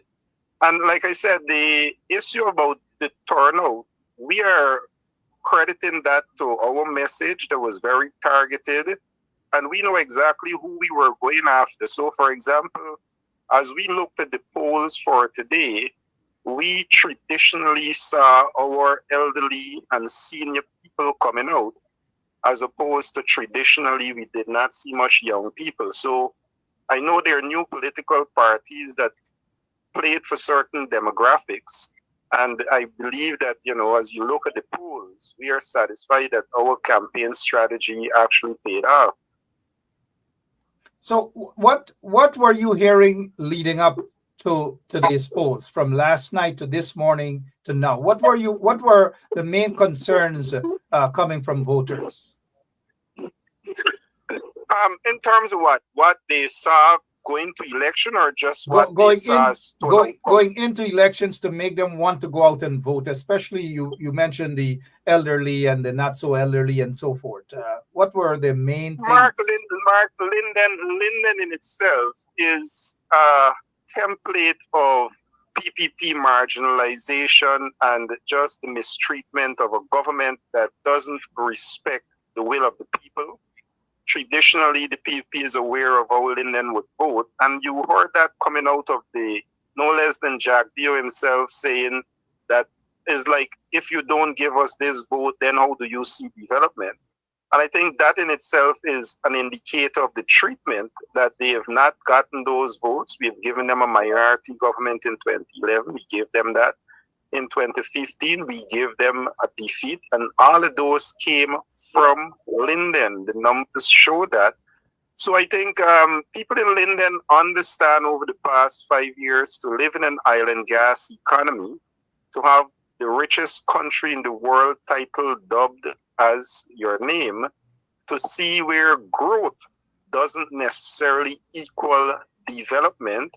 I think those things are of themselves, along with that template of marginalization, is a driving factor that made people understand the assignment. But I believe also our campaign managed to get people to appreciate that even with the PPP's frustration of either intimidation or buying people off, as we saw with these small contractors and the attempt to just spend idle money, not on development, but just to entice people to move in a different direction. I think those things paid off handsomely for the APNU and for the message that we were carrying. So we saw a traditional base of people, elderly, who would not be satisfied with a $35,000 a month pension. We saw people who recognized that more could be done for single mothers and for young people. There is absolutely no functional sports facility in this town. So those things were in themselves, for persons to be reminded that another 5 years is not going to be in their best interest. I noticed someone is saying that the turnout in 2020 in comparison to the turnout in 2025. I know you were there. What's the difference in 2020 to 2025? Well, I can't exactly say, Mark. I was around 2011, 2015, very involved in the campaign, as I am now 2025. I was not 2020. I don't, for whatever reason. I was part of the campaign, but not so involved. But I can say for the level of involvement that I had, the difference now is that people, even though they had moments of dissatisfaction with the coalition, I always made this analogy, Mark, that in the government of the coalition, people may have stepped on your toe, but what we have now is a government hacking people's legs off, literally taking off the next leg. And I always say to people, and I believe that is what people recognize from 2020 to 2025, that even though there were moments to complain, there are no reasons to bawl and holler, if you put it in that local parlance of how people are feeling. Because people recognize now, with so much available, there is no need for Guyanese to still be living the way we are. So yes, 2020, people had an opportunity to be dissatisfied, but to the point of now recognizing what good governance is and what a good government was. And I think those things have given people a reason to vote more than they did 2020 to 2025 now. Mr. Caesar? That was well put, His Worship the Mayor. Mr. Mayor, when you look at Linden and you look at what would have happened over the last 5 years when it comes to development, how, although we are still waiting for results, right? How optimistic are you that when the new government takes office, they are going to really own in and focus on, major development in Linden? I think what is happening now, Guyana is where we are at an island gas state. But because of the mismanagement of the People's Progressive Party, you saw every other sector not doing well, from gold to bauxite to the timber industry.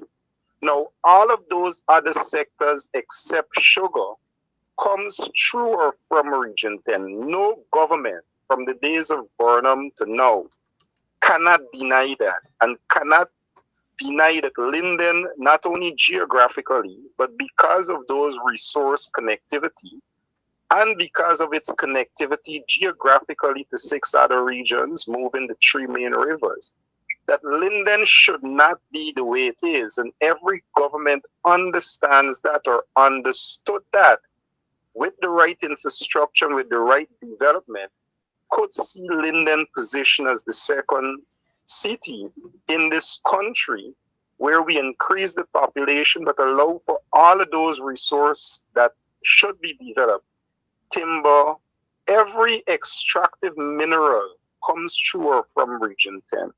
So those type of positioning that Linden finds itself, resource rich, geographically positioned, and with all of the potential that it holds, I see any government coming now not taking the opportunity to really allow not Linden only, but Guyana to realize what could become once we see Linden truly shines as the heart of Guyana. I think that is, for any government, something that not only benefits Linden, but the whole of Guyana. And that, for me, is where you can see government continuing to get this sort of support, not only again from Linden, but Guyana. So let me just put it this way. And I'll give you one example. There is need for expansion of housing, and we are about 60,000 house lots on file, and we can only accommodate 50,000, or at least 42,000. Now we have about 20,000 house lots that still will be on file application.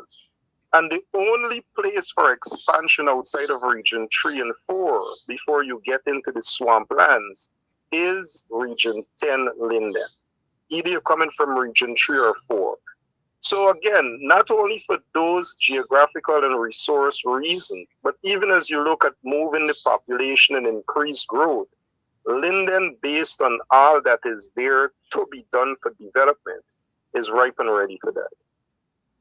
What about some complaints? What about some complaints with regards to persons who turned up at polling stations and their names weren't there when it was supposed to be there? Yeah, we had some of those, Mark. We had persons who, again, our campaign program, Mark, we put a lot of our effort into understanding our electoral management and managing the process. I'm very encouraged by the team that performed this exercise in Region 10. And even though we had some of those in terms of people not finding their names, we did quite well to get people to those locations. We also did quite well to get people at about 4 o'clock at our Get Out the Vote exercise that we call From Support to Vote. We saw an increase in people who, in terms of adding to that percentage, turning out. So we had a few exercises that we practice in local government. And don't forget, Mark, Linden performed exceptional at the local government to the point that it received the highest local government turnout ever, at just about 10,000 people turning out to vote from a local government election, as compared to 2020, when we had just about 5,000 persons turning out. What about lots of folks have been talking about persons who are deceased are still on the list? Mark, that's true. But like I said to you, we are in Linden, we carry a different approach to scrutineering.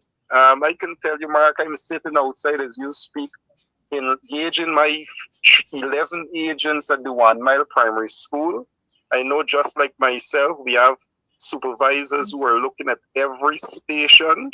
So I don't know, I would hope that others understand the assignment and apply the same level of oversight and carefulness to ensure that as I said to you, we have dubbed this part of the exercise protecting the baby. It is that significantly important to us, Mark. So whether you're dead, whether you're a foreigner, whether we have concerns, we have been objecting, we have been making our necessary claims, we have been overlooking. We have trained our agents to be very, very observant of what is happening, Mark. Do you have any overall, based on how you what you have observed, do you have any major concerns? Well, this morning when I went into the booth, we had concerns as I looked at several of the polling stations and places about the positioning of the box, where we had concerns about people getting in to vote. We know based on the vote buy-in that occurred over the past 48 hours. We were concerned of people using their cell phones. We are encouraged that the presiding officers, after these concerns were brought to their attention, adjusted those boxes. And, those were some of the things we brought up.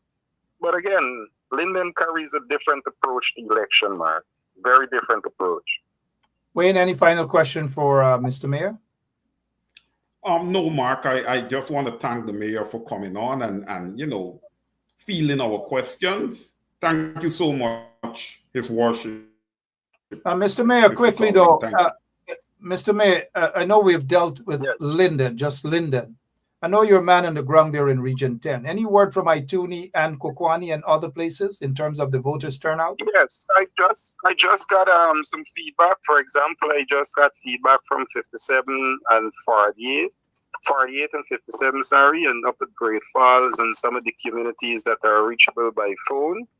And we've done quite well again. 2/3. One of the agents I have up there, Mr. Kwesi Parks, councillor, he indicated to me on his sheet he got about 82 persons to vote, and so far 70 persons came by and voted as at 58. So those are the numbers we've been getting, and that's just one polling place. And 47 is with one, Great Falls is with one, Malali, Mortaro, and those communities in the Orbeez River, such as DeVille and Sand Hills and Uru, around, they all have one. What about Ituni and the Kokwani area or areas? I haven't checked into that. I know Comrade Mingo is managing that local, and he is as efficient as I can assure you he is, and we will get some information coming back from him short. How optimistic are you guys that Linden, Region 10, Ituni, Kokwani, and other areas, Old England and so forth, are going to bring home that victory, that trophy, those trophies for APNU? And there are 2 seats we're looking at there in Linden in Region 10, correct? Yeah, 2 MP seats and 18 council seats in the RDC. I think, Mark, I believe we have done the work. I believe that we have put all the necessary means of getting the message that we really want persons to get, which would be twofold. First, that where we are as a nation, where we are as a Guyanese, as a people, 1, and 2, what could be done for them with a change of government, more so an AP and new government, in terms of putting people front and center of development. So I think those 2 things resonated quite well, and what we use to put forward a very meaningful campaign that we are confident based on the work that we put in. And based on our work done, again, we did a local government 2 years ago, a month gone by. And we connected well with the population. We understood, in all honesty, from young people especially, their concerns about what they saw before. And, I too am part of understanding that demographic myself, Mark. And I believe our message got through to them. We saw frustration, we saw resentment to some extent, but I believe our patience, we worked with them again. We looked at local government. We never had some of the new contenders in the contests that we have now for local government.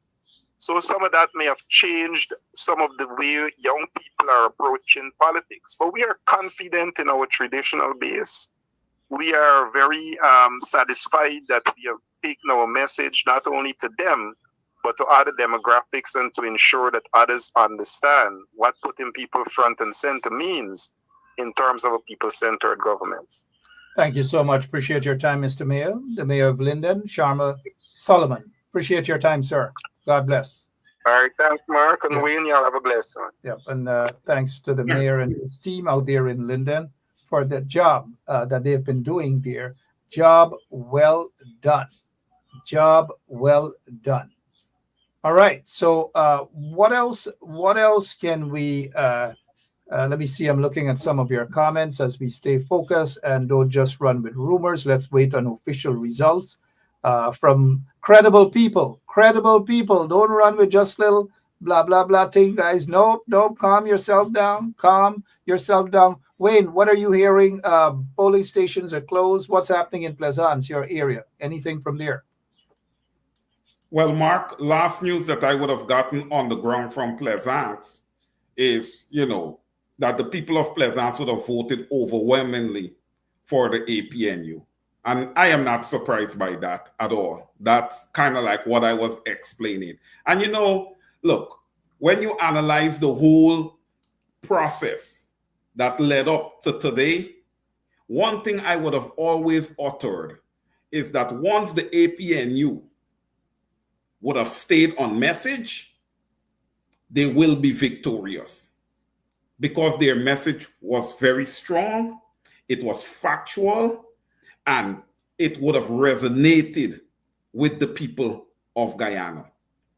The people of Guyana would have understood that way more could have been done for them, especially when it comes to overall development of the youth, amongst other things, housing, eradicating poverty. I always said that once the APNU stayed on message, they would be victorious, and they did. They execute very, very close to flawlessly. And that's why we're seeing what we would have seen thus far today. One question I would have liked to ask the mayor, now that it came to my mind, but when Mark do come back, I'm going to ask him, what is the process now with these ballot boxes? How are they going to be, guarantee protection and no one will interfere with them?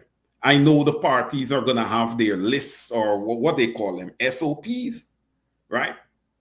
Now, not to be funny, but many PPP supporters, as soon as they get into anything with any supporters of the APNU, where's your SOPs? Well, today it showed that one party seemed to want it to rig the elections, and the other party, which is the APNU, was fighting tooth and nail to make sure that, they would have, the mechanisms that they would have put in place would mitigate rigging, which I believe that they were successful thus far looking at it. It will be hard-pressed for Gecom or for anyone to come forward now and say that the PPP would have won this election. Very, very hard-pressed to say that. So the results are not in yet, but I want to say that the APNU would have done an admirable job, over this last, I would say 3 months or so. They have really upped the ante. All right. And when they started with upping the ante, there was no turning back. And that's what you need. You want to get into government, you have to be consistent, and your message has to be consistent. And they hit it 100% with both of those things. So, brothers and sisters, look, I encourage you to be optimistic, to be positive. I know a few people would have talked about low turnout and these type of things. We have to, because the in the pudding. Then we will know what the turnout was like. Mr. Benchop, over to Yeah, thank you. you. 32 minutes after. 32 minutes after. Mark. 1 second, please. 32 minutes Okay. after. We got some folks in the Caribbean have been trying to get in touch. They want to know what's happening. We got some folks from, I'm talking about press folks from Trinidad, independent press folks from Trinidad and Grenada and so forth. Some of them are watching this program, and let me say good night to you guys. I know folks even in the Caribbean are thirsty for information. They want to know what's going on. They want to know what the results are. And I think you have asked a question earlier that you wanted to ask the mayor, what is next? Well, what is next is they're going to have to tally the votes. And those who are on the line, who are probably still, if there is a long line somewhere, they should be allowed to vote by law.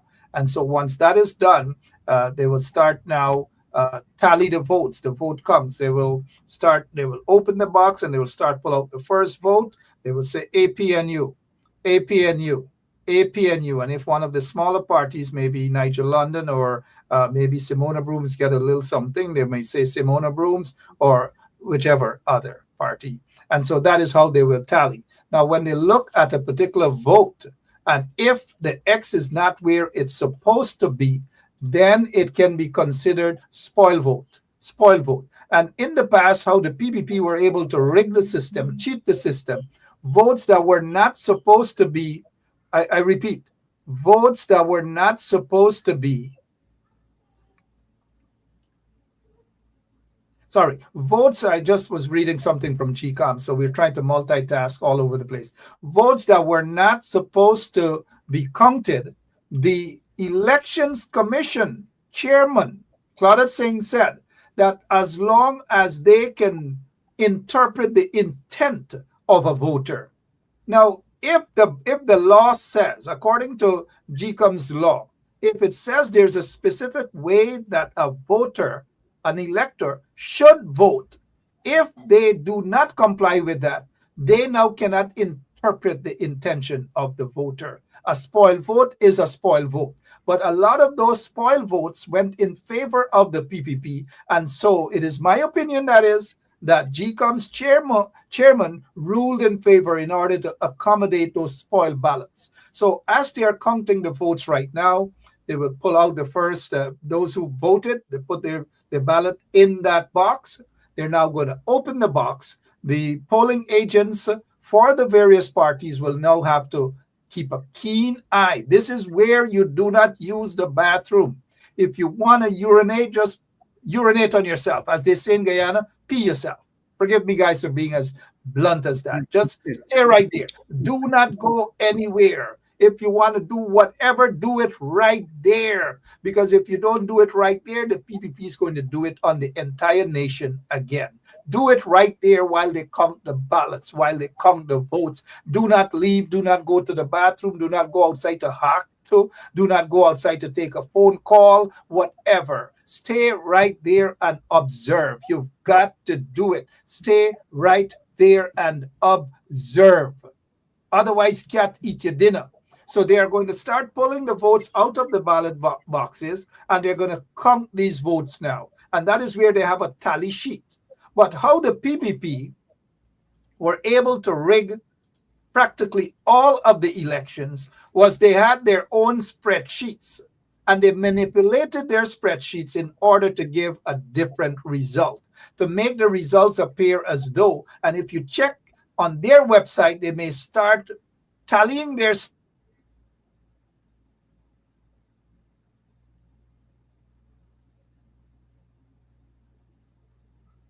we lost you guys here for a moment, but they're based on their erroneous spreadsheets. They are going to try now to give the impression, and those who have helped to rig with the PPP, they understand that rigging process. So if you check on some of their Facebook page or whatever, they might start rushing this thing to give an account, their personal account, not an official account as yet.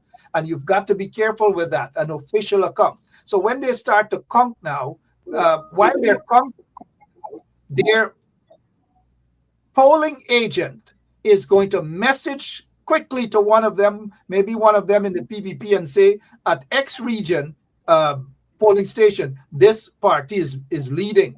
when in fact the party may just be leading because 5 votes counted.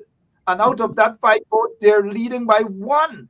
And this is where now they will mislead the people who are watching to give this impression that, oh my gosh, Tom Jones is leading. Tom Jones's party is leading, when in fact it's just 5 votes counted. And of the 5, Tom Jones is ahead by 1 out of 5 votes. Please, guys, do not get headaches. Do not be manipulated. The PPP is notorious when it comes to rigging elections and to manipulate the process by having fake SOPs. Again, my opinion, fake spreadsheets. That is how they manipulate the process, through fake spreadsheets. So now when they continue to count the votes now, they push their hand in the box again, and all got to look around, and they have to show the other agents this is the vote, and that slows down the process, mind you. That is why it takes so long, because it slows the process down. They push their hand now into that ballot box and they pull out. So now they push their hand and they pull out, and when they pull out, they look. They see APNU. This vote is for APNU. They have to look around because this is outdated voting. It is why they don't want the voting machines, because the voting machines will ease up this process. And by now, we should have had, for example, in smaller areas, we would have been able to know who won the votes already. In areas that just have maybe 100 voters, polling stations, that is. Oh, polling stations X, Y, or Z, APNU won. APNU won, APNU won. But because of this outdated push your hand in the box, pull out, look around, and say APNU. And so they got to write down now APNU on that spreadsheet, that Gecom spreadsheet. But mind you, because the PPP already knows how to rig the elections, they already got their own spreadsheet. So before Gecom is able to publish the official spreadsheet, PPP already done get their spreadsheets, and they're putting their spreadsheets out in order to manipulate the process, to convey this impression that they are winning when in fact they are not winning. And so be careful, guys. Be careful with misinformation. Be careful with erroneous information. Be careful with information that is being put out there in order to swar you guys. Do not run away with any idea as now. And so if they come 10 votes in an area and coalition or APNU is leading by 2, do not become complacent. Oh yeah, coalition winning, APNU winning. More votes have to be counted. And when those votes are counted, when all of those votes are counted and all of the legitimate votes are registered, because by law, Gecom, the polling agents have to register on that spreadsheet how many spoiled votes. And now, if the polling agents for, let's say, APNU say, wait a minute, we have 70 persons voted at this polling station.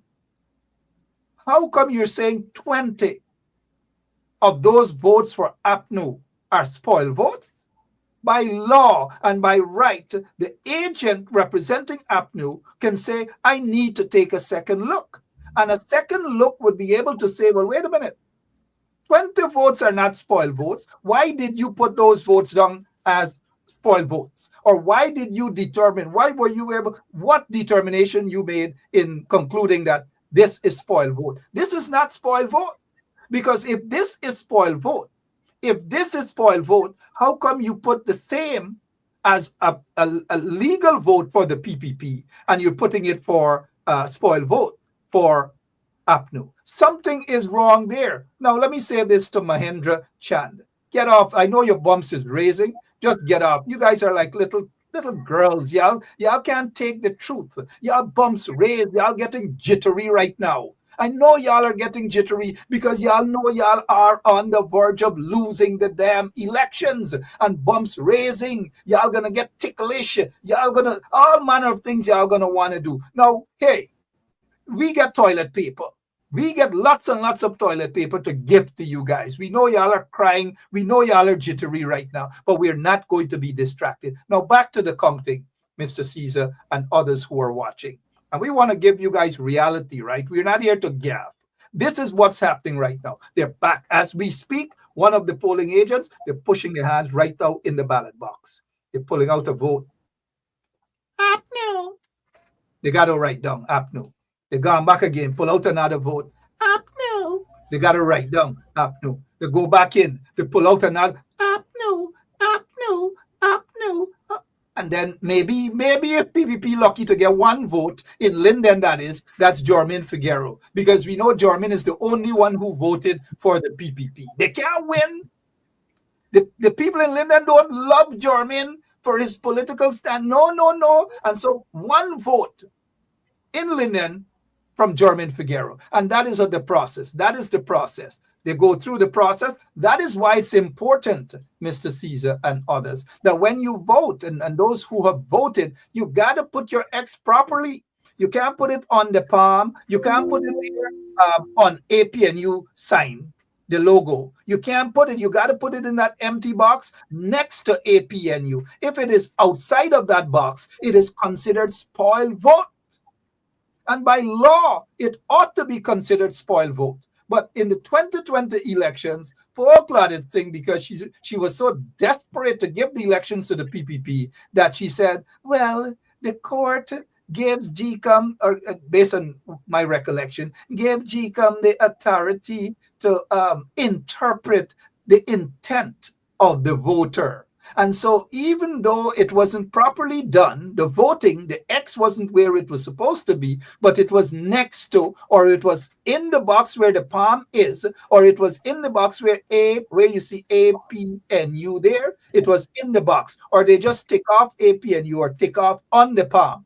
Now, Gecom interpreted that as the intent of the voter, which, based on the laws of Gecom, it is not just that to determine the intent. You have to vote properly. It has to be in that box. And this is where there may be some complications. This is where the PPP may want the rigging, because they may go right back to what is they consider the intent. So say, for example, if somebody voted for the PPP, the PPP get lucky and they get one vote, and the person put the X or put a star on the cup itself, not in that empty box next to, on the cup itself, the PPP polling agents may now want to say, well, wait a minute, let's go back to what the law said.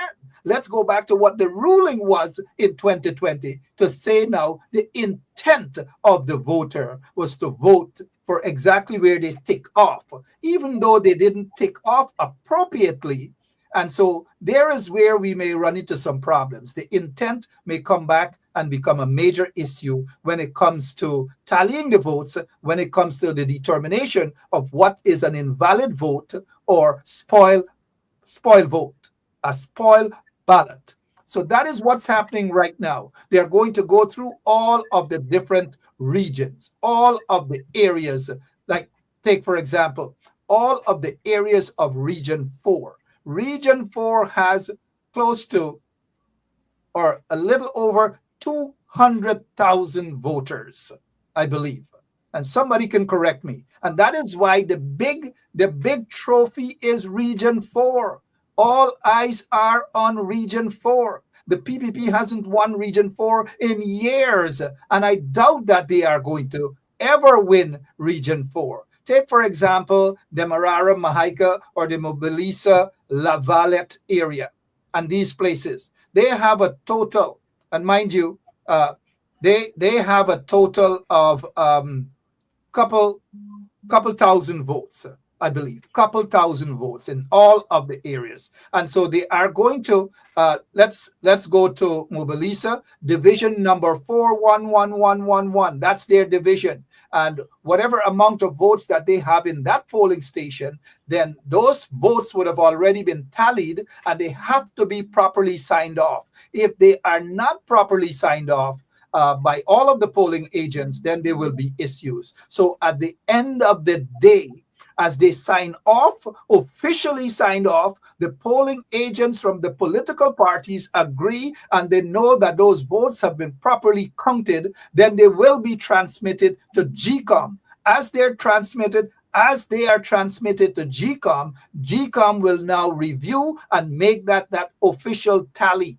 The official tally must come from Gecom. It cannot come from the PPP. It cannot come from Freedom House. They are not the ones who are responsible for putting out SOPs. They are not the ones who are responsible for putting out official voting or official results. Sorry, they are not the ones who are to put out spreadsheets. Go and listen to what Gecom is saying, even though our eyes are 4 eyes at Gecom. But also your party agents and your party leaders and those who are responsible for ensuring that a proper tally is the order of the day. So people should not be sleeping. If you got to get extra water, extra juice, extra mitai, extra plantain chips, extra cook up, extra dal and rice, extra roti, extra bake, y'all stay where you are. These votes must be counted, and we have got to get it right this time around. If the votes are not counted properly in the ballot boxes at the polling stations, then you stand a risk of Gecom doing some, as Clem David would say, jiggery pokery with the votes. Once the tallies of those votes are accurate from the polling station, then there is little room for Gecom to manipulate the process. There is little room for those corrupt individuals at Gecom to manipulate the process. There is little room for the PPP to corrupt the process through their fake SOPs and their fake spreadsheets. They are notorious in doing just that. And so this is where now I commend those hardworking individuals of APDU and the smaller legitimate parties who are being vigilant to ensure they are the true heroes of today. They are the guardians of democracy. And we have to stand up and give those people their kudos, because at the end of the day, they want to do it right. And they are making that sacrifices. They are dedicating themselves to do it just right. And they're doing it right on behalf of all Guyanese, all of the electors. And therefore, we've got to remain patient. We have got to remain patient. Do not take swar from the PPP. If you hear the PPP is leading in one area, do not run away. Do not give yourselves headache or anything. The PPP cannot rig these elections. The reason why they're saying a landslide is they're giving themselves room to rig the process. I believe I have spoken enough. We're getting some word from Region 6. Before I hand it back over to you, Mr. Caesar, we're hearing, okay, this is what one agent is not well, so somebody out in Berbice, they have to double up for that person. Turn out in Region 6, according to a well-placed source, and this is going to shock you guys. Turn out in Region 6. DG, how are you doing, my Nigerian brother? Now, let me say this. In Region 6, the stronghold supposed to, as Anil would say, the stronghold of the PPP is no longer the stronghold because they are in trouble in Region 6. The low voters turnout throughout Region 6. Low voters turnout throughout Region 6. And so here's we're getting 5 polling stations and the turnout is 50%. Now, we have our contact, 5 polling stations on the quarantine. And those polling stations, my friends, are predominantly PPP areas. And we're hearing that 50%. Now, the polling places, one particular polling station that close to 400 folks registered to vote at that polling station. Guess what? Under 50% turnout and voted. I repeat, this is PPP stronghold areas. And so this could be very troubling and extremely troubling for the PPP. Now, they might be gathering right now, emergency meeting at Freedom House to talk about what is happening. Because based on the evidence, what we are hearing, Now, we're not saying that this is the case throughout the country, but in some stronghold areas for the PPP, Port Morant, Mississippi, Tain, and Hampshire, Belvedere, and those areas are known, historically known, Port Morant and so forth, historically known to be PPP stronghold areas. Now, when you have less than 50% of voters turning out to vote in those predominantly strong PPP areas, it smells trouble. It not only smells trouble, it smells defeat for the PPP regime. They know that. They are concerned about that. And that is why maybe right now at Freedom House, if anybody passed by next to Freedom House, take a photograph. You're going to see all of the SUVs. You're going to see them there. They're now having an emergency meeting to talk because they are in trouble. They stand a high chance of losing these elections to APNU. Now, based on the voting, and we heard from the mayor of Linden that majority of the voters thus far, and we're hearing this in some other areas that we're getting some messages, that a lot of people like Wayne Caesar, who are old people, and a lot of middle-aged people like me, are the ones who went out in certain areas to vote in their numbers. We are not getting any records right now as to an area that has evidence that the majority of voters are young people like myself. No, we are hearing the elderly and we are hearing middle-aged voters dominated so far based on what we're hearing. Now, I want to give Wayne Caesar an opportunity. This is not a one-sided affair. But let me say this to you guys. Based on the numbers that we're getting, the PPP is in serious trouble. And since the PPP knows that they're in serious trouble, in fact, they knew this over 2 years ago. That is why Bharat Jagdev, he was begging people to go after social media influencers, hosts like yourself, Wayne, like Norman Brung, like lots and lots of hosts. We know who they are. Even if I don't call their names, come on, we know who they are, who have been fighting for many years now, since 2020, to put that monkey wrench on the PPP. It has come into reality right now. It is working. And so the bumps of these people, these PPP people, are raising right now. That is why they're coming and they're going to curse Andrea D. Oh, man. Oh, if we don't call Rickford name, it doesn't mean we say and others. Why you all so touchy?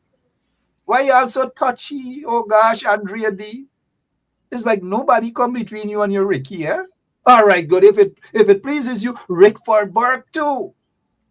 Lots and lots of social media individuals, influencers, that Jagdev said at one of his press conference, a so-called press conference, how is it that they're spending hundreds of millions of dollars in PR and we are beating them every single day? And kudos to all of those social media influencers, including Melly Mel, including Rickford Burke, including Norman Brung, even though I noticed Norman probably took a different thing in this election. But at the end of the day, it is those on social media were able to chew up and destroy the PPP regime, expose the corruption at every level. Now let's get back to Berbice. I like what I'm hearing about Berbice. 5 areas, under 50%. And here is the word.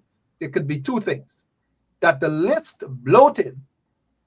And because of that bloated list, that could explain why the corrupt PPP is talking about a landslide.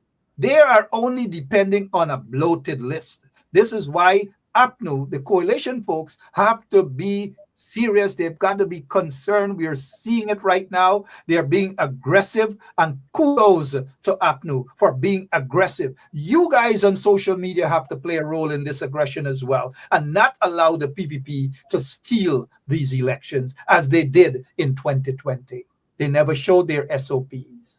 And that is why we are convinced that they rigged the elections. They never want those elections petitions to be heard. And of course, common sense would tell you that they rigged the elections not in 2025. And so two things we're hearing from our source out in Berbice: list bloated, or the people are fed up. I believe in those two things. The PPP got a bloated list, the PPP got fake spreadsheets, and the other thing, which is quite obvious, PPP supporters, not support, their supporters are fed up all across the country. And so the elections will more likely, because no other party comes a close second, don't be fooled, to APNU. And so there's a high possibility that APNU takes control of the government, and not by a minority government. Some of them, Nigel, you have been hearing Nigel, been talking about split the vote, then let's go to minority government. You know what? At the end of the day, don't be surprised that the APNU coalition wins these elections, the general and regional elections, that they're the ones who may end up winning these elections by a landslide, not the PPP. So remain optimistic. Put your differences aside. No long gone. Voting closed, done. Y'all stop, make y'all bumps raise, and pray for victory, because a victory for APNU is a victory for Guyana. Whatever little differences all you may have with whomever within, y'all deal with those differences after. But the objective is for a landslide, and you never know. That landslide might be in favor of APNU. Now, Wayne Caesar, I need to go get me something to drink, maybe a Coca-Cola or a bottle of water. Over to you, sir. Yes. And ladies and gentlemen, you heard Mark would have uttered quite a few times manipulation. And I'm watching you guys in the comments, and you guys are indicating that Linden is currently in blackout. So let's hope that, the lights come on back soon, and for the counting to be done tonight and completed.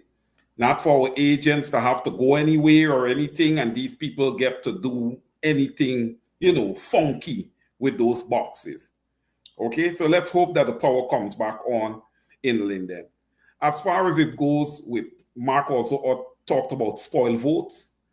I believe that Mark Welcome, the gentleman who did such an awesome presentation, showing people, demonstrating to the people how to cast a legal vote, okay, a legal ballot. That would have mitigated spoil votes on the side of the APNU. But guys, Region 6, let's dig in a little more here. Let's do a little deeper analysis into Region 6. If that turnout, ladies and gentlemen, is under 50%, it just doesn't paint a very negative picture for the PPPC. It also paints an extremely negative position for the Win party. Win cannot win these elections. Win cannot come even close to winning these elections, because there is where they should have been grabbing up votes. Okay? And since the turnout is under 50%, it tells you, that Win didn't have an impact in Region 6 either. Are they going to win a seat or two? Probably. Beyond 2 seats? I don't see it. My analysis don't tell me anything beyond 2 seats. It can also end up being less. Okay? So right now, the way this elections, and it's just, polls have just closed approximately an hour ago. But right now, the way this election is posturing, the APNU has got this covered. Okay, and rightfully so. And for the low turnout in Region 6, yes, Mr. Benchop would have uttered because the list probably was bloated. But I believe it's a little more than that, ladies and gentlemen. Like I would have said earlier, once the APNU would have stayed on message, okay, it is showing overwhelmingly that the message has resonated with Guyanese across all ethnic groups. Is that a thing, it's a great thing because it can be beginning, okay, of all 6 ethnic groups. They live well with each other all the time, okay? All through the cycle, they live well with each other until they get down to elections. Then you have some disagreements and some fighting, okay? But this is a good thing. This is a great thing.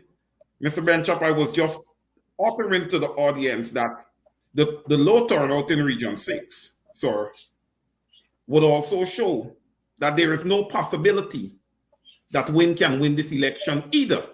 So it's not just the people. I'm not focusing on Win. Win have their own agenda, which coincides with the PPP. So the focus where is victory. And I noticed that there's someone who said, let us be cautious. And yes, we are cautious. We know that APNU has what it takes. They have a strong team, and people are fed up. Now, I'm not going to give my mouth liberty to say that overall, Region 6 has a low voters turnout. Specifically, the 5 areas that I referenced earlier, one polling station registered 399 voters. And out of that, only 185 voted. That is way below, or that is below 50%. Now, those are areas that are predominantly PPP stronghold. Now, it doesn't mean that the voters turnout for places like predominantly APNU or PNC stronghold, like Manchester, Liverpool, Lancaster, and those areas. It doesn't mean that voters turnout at those polling stations are low. The turnout in those areas could be very high. The turnout at Evesham, Epsom, and Brighton and those areas could be very high. The turnout at Little Indian, Little African in Corrigan could be very high. And so let us not just say based on the results of 5 polling stations that are predominantly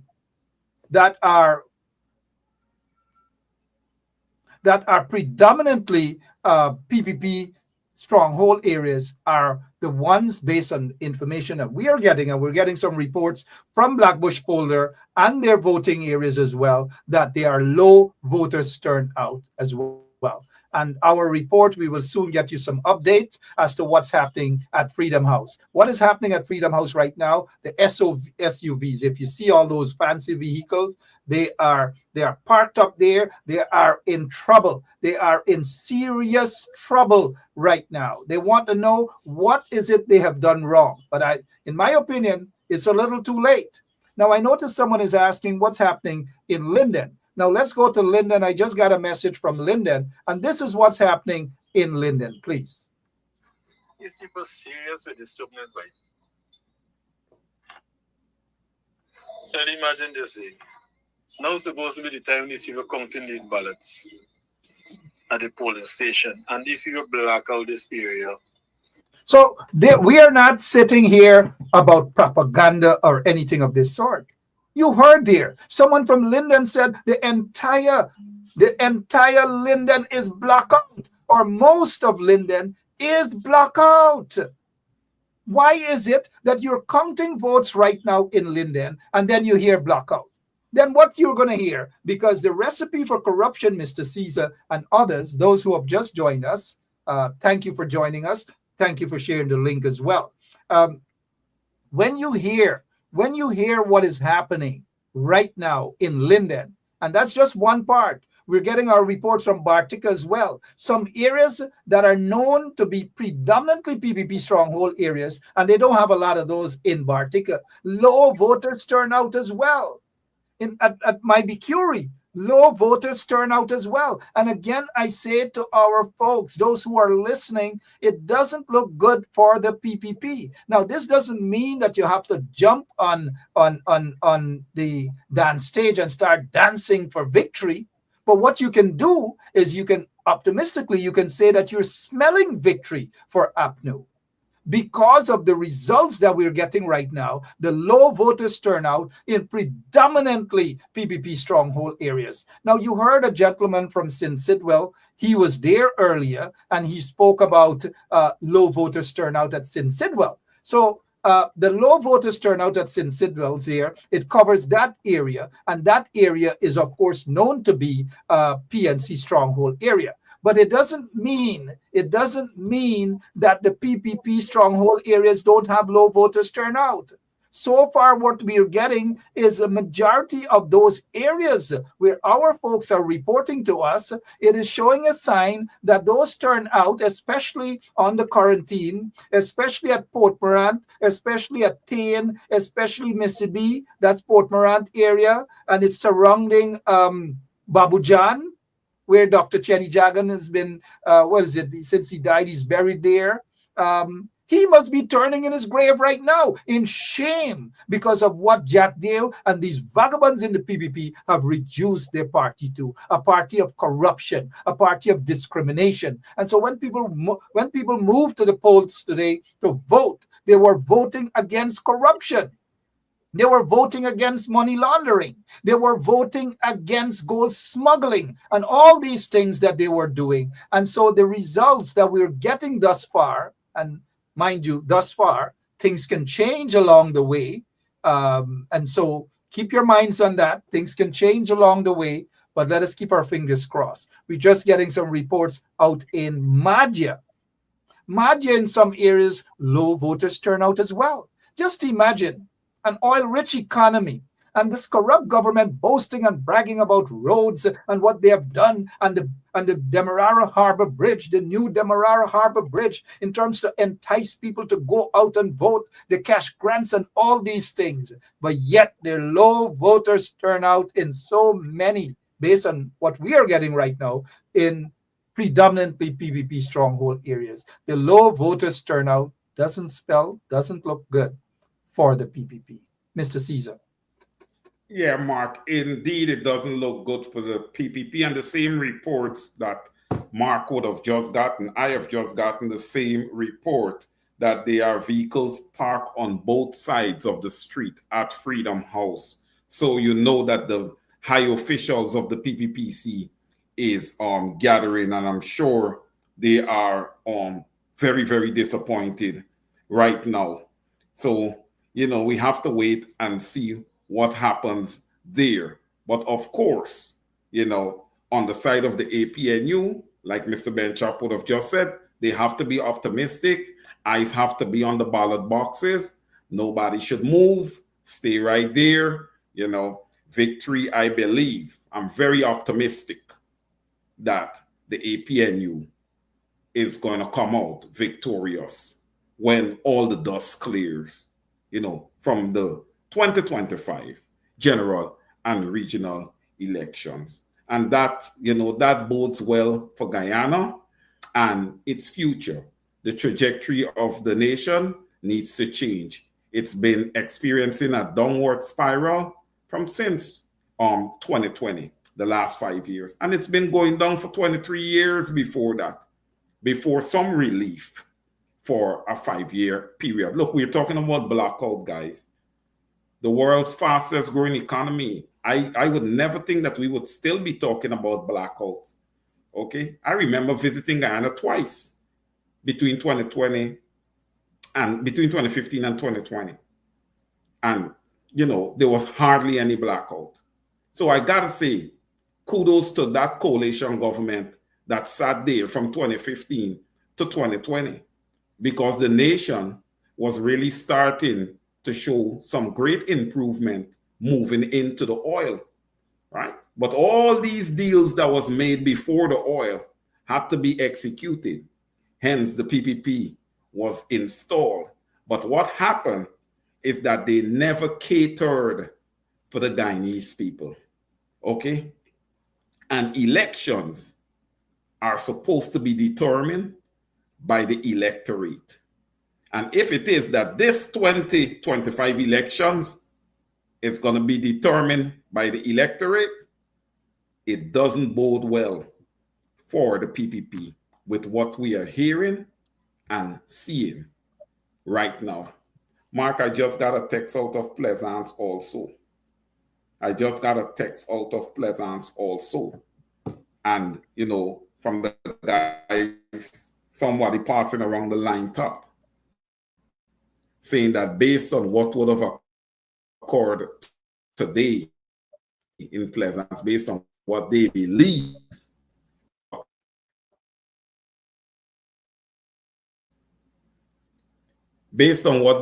would have occurred in Pleasance today, the people, the electorate of the village of Pleasance would have voted overwhelmingly, okay, for the APNU. So that is good. Over to you now, Mark. I'm going to check in with Golden Grove now. All right. Thank you so much. 12 minutes after 7 o'clock, if you're now joining us, it's time, the moment that you all have been waiting for. By now, all polling stations should have concluded in terms of the voting. I doubt that there were lines long enough to have people still in lines voting. I doubt that. And so it is fair to say that all polling stations have been or are officially closed as of now, and they're tallying the votes. And when a couple of votes have been counted, just be careful. Be careful. Just a couple votes doesn't mean they still have 70 votes more. And if you count 10 and one party is leading, of course you want to, for psychological reasons, just make that report to give that impression. So be very careful with those sort of figures that you may be seeing. People may rush away with that sort of anxiety, but don't allow your bumps to race too quickly. The polling stations are closed, and that's it. They are beginning to count now, and the counting has started. People are going to put up on their Facebook page their SOP, so to speak, to give that reflection that they are leading. Of course, everybody wants to win, but be careful. Everybody wants to be successful, but just be careful. And so Rose Hall, low voters turnout in many villages across the quarantine. Lots and lots of villages. And let's go now to Freedom House. This is what's happening right now at Freedom House. Lots and lots of cars, almost a block, double park, SUVs. The folks are out there. They have an emergency meeting happening right now at Freedom House. It's going on right now, as we said to you guys earlier. Bumps are raising, and you can just imagine what is happening at Freedom House right now. These guys are jittery, and so they may go to Plan B, right? And we all know what Plan B is for them, to find a way possibly to stymie the process. Hence, folks have to be extra careful on the ground. This is desperation time for the PPP. Desperation time for the PPP. Now, be careful with the information that you guys may be getting. People might throw up a little this here, a little that there, or whatever. Be careful, because this calls for serious thinking, serious analysis, and not just about throwing up numbers without any proper meaning, full discussion about those numbers. Let us see what else is happening. We are still getting lots and lots of messages. Folks are giving us their reports, but we're still treating those things, those reports, with caution. We want official reports, but we're getting some good reports though, that in PPP stronghold areas, the turnout is below 50%. And once that continues to be the case across Guyana, then you can say goodbye to the PPP. They know it. Why do you think they went out and they started to give out cash grants? They started to give out not just cash grants. They started to give out contracts for people to clean drains and all manner of things. Blackouts. They're going to have the blackouts, and then you're going to hear some accident somewhere. Then you're going to hear some fire somewhere. Now, we're not calling for that. We're not pushing for that. We want the peace to continue. But the PPP knows that they smell defeat, and when they smell defeat, they are going to do whatever that is necessary. And that is where you've got to be careful. You've got to be cautious. Let's head back to Wayne Caesar. You said you're getting some other reports. Go ahead, sir. Yes, Mark. I just got a quick preliminary report out of Golden Grove that many would have voted, favorably to the APNU. So there you go. And that is expected. Golden Grove is a stronghold of the APNU. I will try to get, some information with regards to Nabaklis, which is the village right next door, and Haslington, which is the village right in front of Golden Grove, also next door. Just in response to my good friend, Mr. Colin Barnwell. Yes, low turnout at St. City Wells, but I'm sure that Lodge have a few polling stations, and you're correct, Mr. Barnwell. Lodge don't dodge. I expect the people of Lodge would have came out overwhelmingly and voted favorably for the APNU. The turnout may have been low at St. City Wells, but the other polling stations, I am sure that they would have made par. So from an APNU perspective, again, optimism. Okay, we still have to get all the ballots counted. Okay, and the results, should be posted. But I don't know if you guys aren't concerned. I'm very concerned that you're telling us that we have to wait until the 4th day of September for the official results. That's a bit too long. I believe by tomorrow evening, these results should, be given to the Guyanese people by tomorrow evening. If not tomorrow evening, I say we give Gecom the latitude at least, until the morning of the 3rd. But to say the 4th, how do you know? What's your basis that it takes that long for approximately, and it's not going to be 760,000, ladies and gentlemen, because that list is immensely bloated, okay? On average, right now, the population of Guyana should be anywhere between 815, 830,000 people. And that might even be a little bit of a stretch, okay? And even if we're talking about the entire population of Guyana, it still should not take 4 days. Mr. Benchop, you can take it. Yeah, elections results should have already been out if you had electronic voting, electronic machines. But the corrupt PPP doesn't want that. Just under about maybe 500,000 people went out, if that many. And you have to wait 3 to 4 days, maybe longer, because the PPP is not pleased with the results that they're seeing, that they're hearing. Now, SOPs from small polling stations with about 100 or maybe 50 or maybe so voters, it doesn't give a true reflection of the overall region.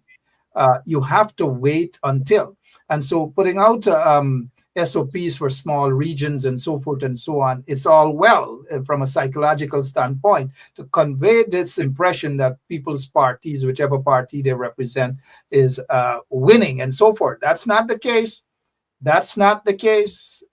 Wait until the bigger numbers, and the bigger numbers SOPs are the ones that you have to look for. Now the small fish here, the small ones there is just to make things look right. But we know the big numbers where they're coming from. We know they're coming from Linden. We know they're coming from Region 10. We know they're coming from Ituni and Kokwani and those areas. And so, but what we're looking at still is that overall, the elections, we might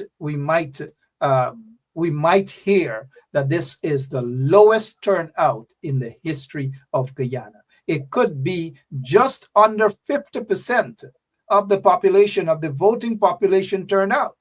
And if just under 50% turnout, then it's all more reasons for the PPP to, as they have convened their meetings right now at Freedom House. They're at Freedom House right now. Right now, these vagabonds are at Freedom House. Our source on the ground was able to pull up by Freedom House side. They blocked off the area. All those double parked vehicles, they are at Freedom House, the SUVs, the police guards and so forth. They are concerned. They are worried at this point in time. Why do you think that Susan Rodriguez was performing and going on and vex and bumps raised and all manner of things? It's because they are nervous. If you check their facial expressions, they are nervous. They know right now. I wish we can have somebody to call us from inside Freedom House, feed us with information, send us some audio conversations right now in Freedom House. You see where Jack Dale is? You see where Air Finale is? They're in Freedom House right now. The toilet is not too far away from them. They are nervous. They are worried as hell. Let's see what's going on in the column section here. I know you guys are all anxious. You guys are some of you are now coming out from the, the Parkway and so forth. You are anxiously awaiting the results. You might get a few SOPs here and there. People are going to throw up SOPs.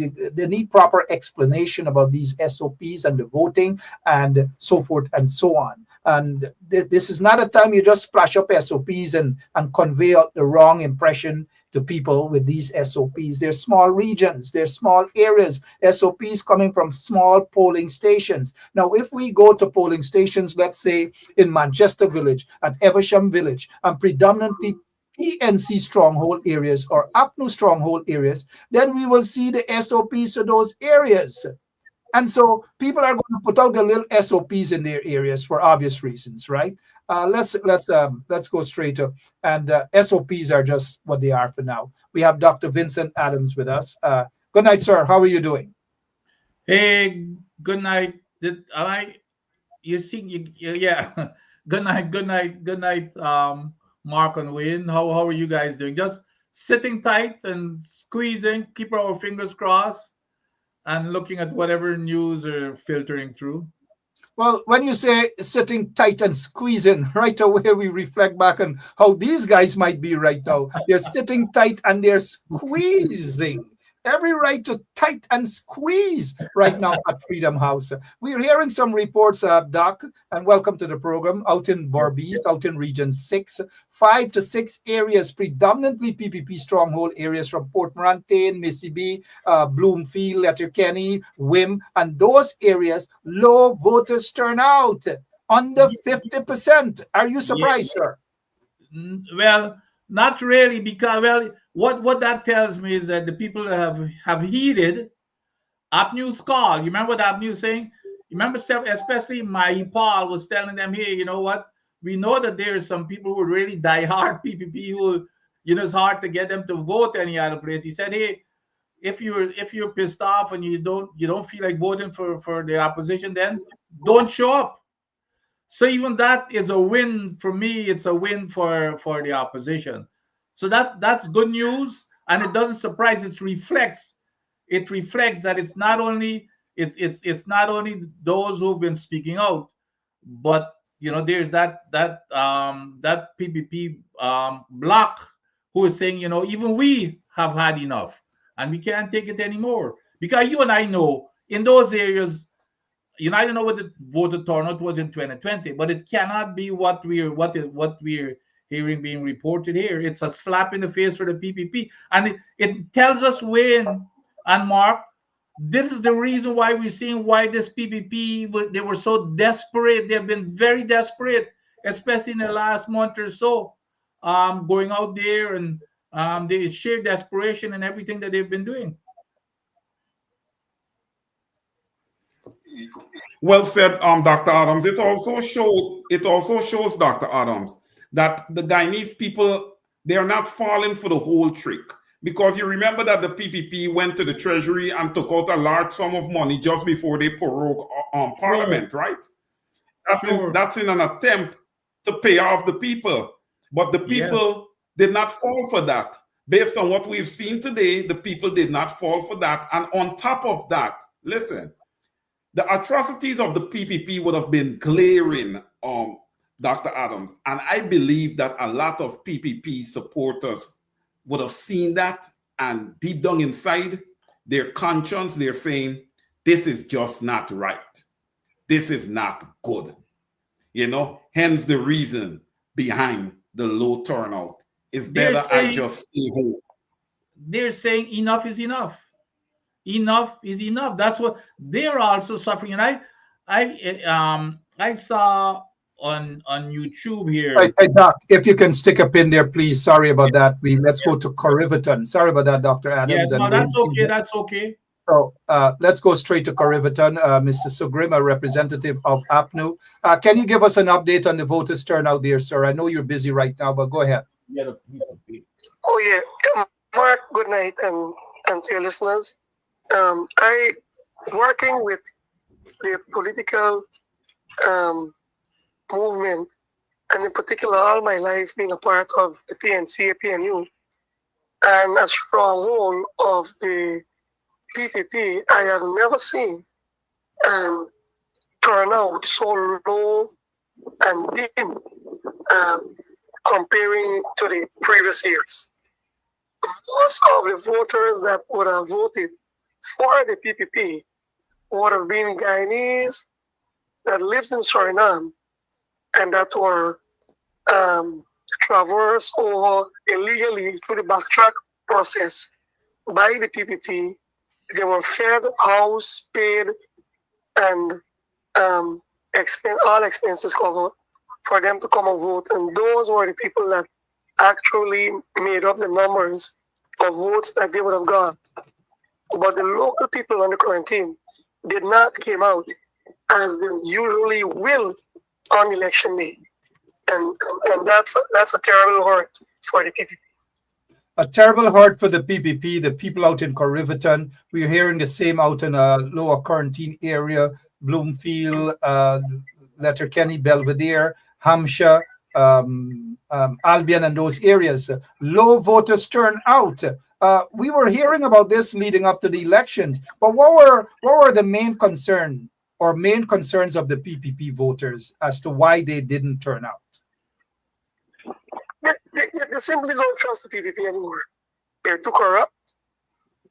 They continue to build their wealth on families, friends, and favorites, and just only the elite of a few benefit from the resources and wealth of the Guyanese people. Yeah. Sugrim, I know you're busy. You're doing your thing. Let's commend you. Let's say thank you so much for what you have done during the course of the campaign and so forth. And the people out there in Little India, Little Africa, and other parts of Corriverton have sent a message to the PPP that enough is enough. Thank you so much for your contribution there, sir. We appreciate it. Yes, sir. Yeah, thank you. Back to you, Mr. Dr. Vincent Adams. Anything quickly on what Sugrim said there? No, I can't say that. Well, I'm not surprised. You know, we've listened to the call of the opposition that was saying the same thing. You know, we know how bad things are. We know that you folks are saying, you know, we can't stand it anymore. But you know, this here is the as they say, the proof of the pudding is in the eating. The people can't take anymore. They can't eat anymore, literally. And they've decided to show their opposition to this party. They cannot stand it anymore. And of course, like we said, there's some diehards who will never want to vote against the party. So what they've done is to say, well, we will not vote for you, which is a vote against. So this here is good news because they were helping this country from going further over the cliff, because this here would really be over the cliff. There would be no turning back after this if the PPP had their stronghold in this country again. So it's good news, and but you see, you know, and this is the difference. You see, normally in the PPP constituents, which are essentially African Guyanese. African Guyanese are more open in their actions. So coming up to all of these, you know, the campaigning and stuff like that, African Guyanese are going to go out there and they're going to show. With the Indian Guyanese, they're more, you know, they speak by their actions. They're afraid to go there. They were intimidated by this party, so they couldn't show their faces. But now their actions are speaking through through their votes. So that's what's happening here now. This look, and not to take much longer, but what was telling, I saw on YouTube here, I think it was last week, Jagdio himself went up to Bad Settlement, and I saw he barely had a few people under a bottom house, and there was as many people on the other side of the street who were against, who were on the other side of the street against the what he was saying.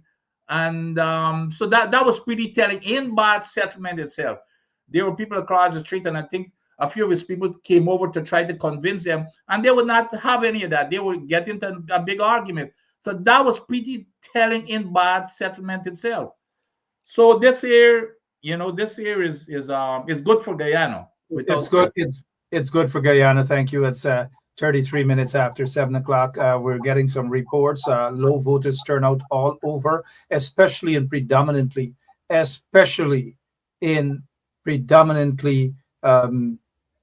PPP stronghold areas. Now let's go to Plaisance area. We probably will have our executive producer get in touch with Basil Bradshaw. We want to get a report from Basil Bradshaw.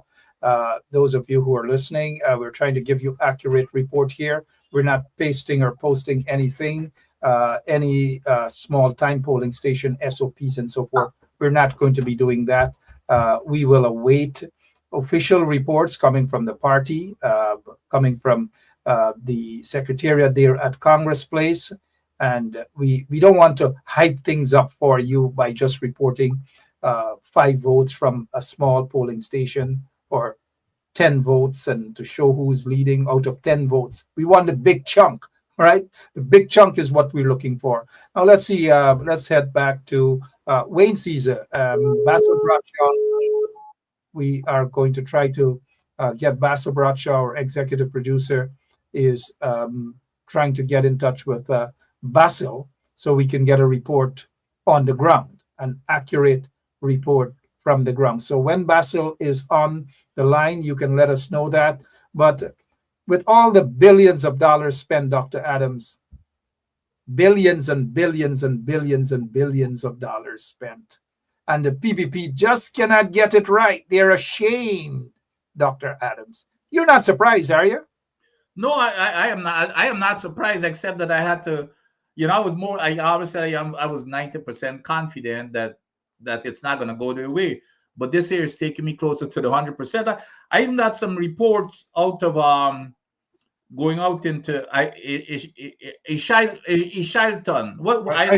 Ishilton area that some of the votes have been counted. Yeah. Yeah, but that was even, and what I heard, they have been working overtime all day, moving people to polling stations in that area, just fetching people because they've got the resources.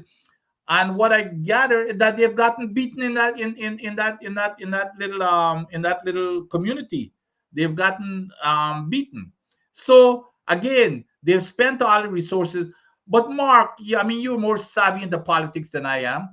Just by their actions over the past several weeks, you can see the desperation. You can see that they were in a panic.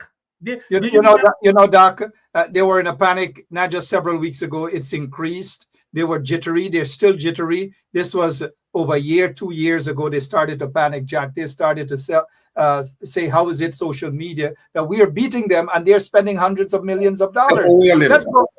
Let's go straight to Plaisance right now. Basil Bradshaw, do we have him? Mr. Basil Bradshaw, good evening. We have you live on Bench Up Radio 107.1 FM. Good evening, Basil. Good evening to you, Wayne. Good evening to you, Mark. Good evening to all the fans of 107.1. I want to say first, thanks to you and Mark Wayne for the effort you guys have been making to sensitize the people about the proceedings today. And I believe that with all the information that you guys have been coming up with, we only need to match that information to what is going to come from our local sources. I understand that you want to find out more about what has happened with relations regarding the voting here in Plaisance. And I did say to you earlier that I specifically came out late this evening to see if persons had utilized the opportunity to get to vote early, so that if there might be a complication or so, they might be able to correct that. So I'm of the opinion that there may have not been too many complications, because when I got here just before 6 o'clock, maybe like about 10 to 6, I was able to vote quite comfortably. They did not have too many people in the stations. St. Paul's is made up of a number of stations in the one building, upstairs and downstairs. And I did not see, I don't even want to say a crowd, because it wasn't, you didn't see enough people to even to consider it a crowd, which means that people did come early and vote. They voted and they went off. And I think that this is pretty much what we wanted to have happen. People get themselves lined up pretty early so that they can just sit at home, relax, and follow the situation, so that we can have, in the end, an entirely peaceful day. So my voting here was pretty calm, pretty peaceful. All of the agents who were there and those workers, for the want of a better word, seemed to me to be pretty attentive to all the instructions that were given to them by the person in charge, and the process was so smooth. But I could only say that for me, and I haven't spoken with too many people as yet, because all of that is going to be taking place, during the rest of the evening and so on. But it appears to me as though everything was nice and calm, smoothly done at St. Paul's, or else I would have had complaints. People call you with all sorts of complaints all the time anyway.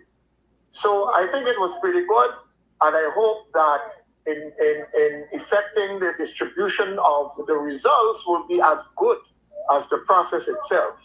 I've already started to hear about some, discrepancies, and I really do hope that if what I heard is true, will in fact be taken care of before it spreads, before it gets to the extent of not being able to handle, and then it becomes a negative impact for parties that have a chance of getting to where they're supposed to get in these elections. But so far, it's been good. And I really hope that what I see here is in fact an extension of what has happened at the other stations. But I continue to listen to you guys, Mark and you, Wayne, because you have been getting information from various sources even before I can pick up. So I have to listen to you guys to hear more of what has happened. And yes, I've been following, and I'll continue to follow. Okay. All right, I just wish that the process, now that it is closed in terms of the voting itself, the supported process will be as good as the voting. Okay, well said, Mr. Basil Bracher. I just want to also let you know that one of your favorite people is here in studio with me. Dr. Vincent Adams is here in studio with me. Dr. Adams is there? Yes, he is. That's wonderful. I have to quickly get back to the program. I missed a couple of minutes because there were some persons who came and asked questions and so on. And there was a policeman who came here to find out what we were doing here. There's a young lady here with me, and we were just observing the process after the voting, and so I may have missed that aspect of the program. So I'll be getting back to it now that you said that Dr. Adams is there, and I'll be happy to hear more of what is happening. Well, Basil, before you get back, let me just check with Dr. Adams and see if he has a question for you, if he has anything at all that he would like to ask you. No, I think he covered it well in terms of expectations. But I just gotta remind him that I'm an old Plaisance man, like coming from Florida. So my wife is from Plaisance. I don't know if you know that. The Luke from Plaisance on Prince William Street, and I lived there for a while too. So it was glad, nice hearing from you, and I'm very interested. Well, I know where Plaisance vote is going to be going, and I hope it's just 100%. you know where, into the into the APNU box. So that's what I'll be more interested in more than anything else. All right, but let's just take let's take the time out to thanks Basil Bradshaw. Basil, thank you so much for your time. As we prepare, yeah. Yeah, Basil is breaking up there. Let's prepare to go to the Buxton area right now. But thank you so much, Basil. As we move on, now we have Kadaki Amsterdam. Mr. Amsterdam, good night. Yeah, Basil, go ahead. Thank you, Basil. We've got to move on. Thank you so much, Basil. Lots of breaking up coming from Basil's end. But let's go to Buxton. Mr. Kadaki Amsterdam, good night and welcome. Can you give us a brief rundown as to what's transpiring in your area or what has transpired over the past 10 hours or so? Good evening, Mark, and good evening to your viewers. Mark, I attempted to tell you before you went live that I'm not operating in Buxton. My area of responsibility is Monrepo. You remember the last election, Monrepo was a hotspot, so they said they needed some strong Buxtonians in Monrepo. And so I am assistant agent or deputy agent, whichever the right terminology, in Monrepo. My area of responsibility is the Monrepo Primary, Monrepo Nursery, and the old Monrepo Health Center. If you want to know about turnout, based on the numbers that I've seen, it suggests that voter turnout was low because most of the bases that I've seen in terms of voters coming out, I don't think they made 60%. And so my belief is either it is a serious case of voter apathy or it is a serious case of the list really, really being bloated, like we say. All right, thank you so much, and do forgive me. People, whenever they hear Kadaki, they just confine Kadaki to Buxton. Thank you so much, Kadaki, and thank you so much for what you have done during the course of the campaign and so forth via your program and even being on the ground and so forth. Thank you, Kadaki Amsterdam, there for you guys. You know, let's try to bring back at you if you don't mind. Sure. I'm happy to have done what I did during the course of the campaign and so on. I'm saddened that more people did not come on board earlier and rally the base so that, we could whip the PPP the way we want to whip them. But I think we got this in there. All right, thank you so much. There is a bit of dilly-dallying, who for sad and who for that. Lots of lessons to be learned all way around, all across the board. Lots of lessons to be learned. Thank you so much, Mr. Amsterdam. Appreciate your time. Dr. Adams, you were about to say something, sir. But before you do, let us thank Basil Bradshaw. And my apologies because the connection was a little up and down there. No fault of Basil. But Dr. Adams, you heard Kadaki there in the areas that he is assigned to low voters turnout indeed.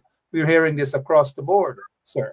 Yeah, even in Monrepo, it seems to be a common trend in the PPP areas. I think I would like to see some numbers in the traditional APNU areas also. But what we're seeing here, which is very telling, because remember, and you brought it up, Mark, the resources that they've put in this is the PPP.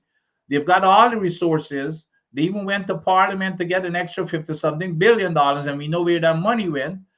And they've been working overtime all day long to get the voters out in their community. And if this is what they're getting, there is something very, very telling out there that is going to be interesting for the next day or two as to what exactly it's going to turn out to be. I don't think it doesn't look good for them, and I hope it ends up that way.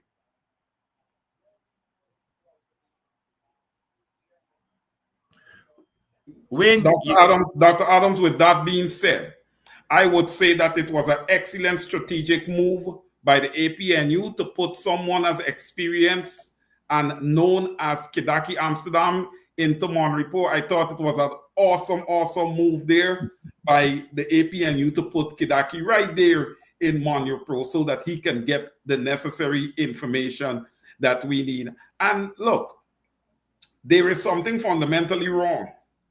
And I would say this, Dr. Adams, that the PPP has been taken from the Guyanese people for a very, very long time. Okay? And not because they take all these resources and money and push into these areas means that the populace is going to come out, you know, in their numbers. It shows you again, and this is something that we have been talking about all afternoon, that the people are just fed up. They are just tired. What we have seen over the last 5 years is a very abnormal dynamic. Usually, a lot of bloodshed.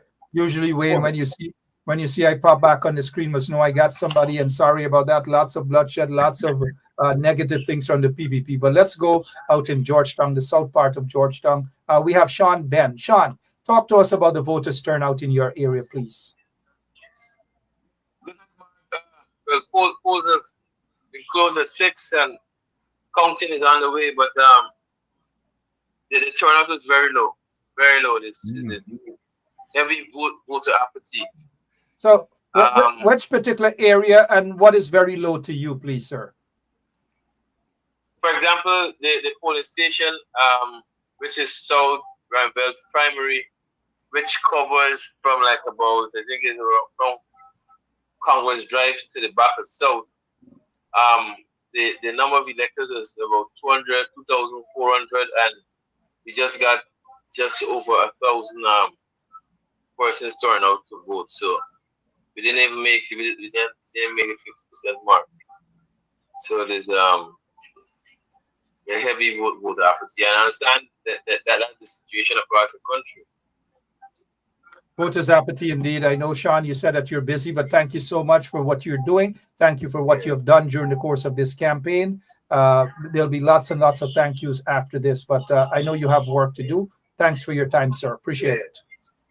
Thanks. Yeah. Yeah. So, Dr. Adams and Mr. Wayne Caesar, I know Wayne was making a point, but let's head back to Dr. Adams and then back to Wayne Caesar.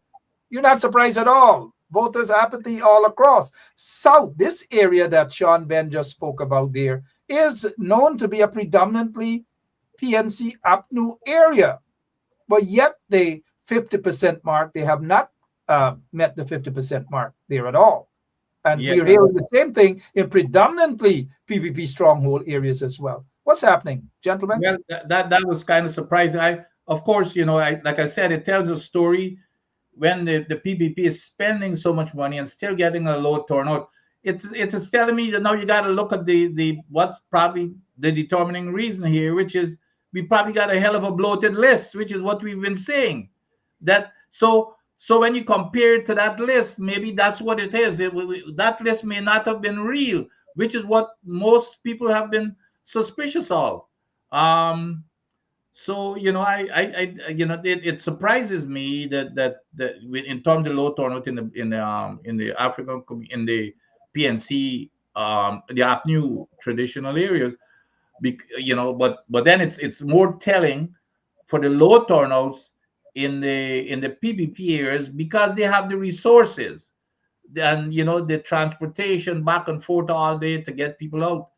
So it's and I cannot see how Guyanese, at this most, what I call the mother of all elections, would be staying home, especially when they see what the PPP is doing to this country and to the future of the nation. So I cannot see in good conscience why all of these people, you know, would be staying away. It's their future, and their children and grandchildren future.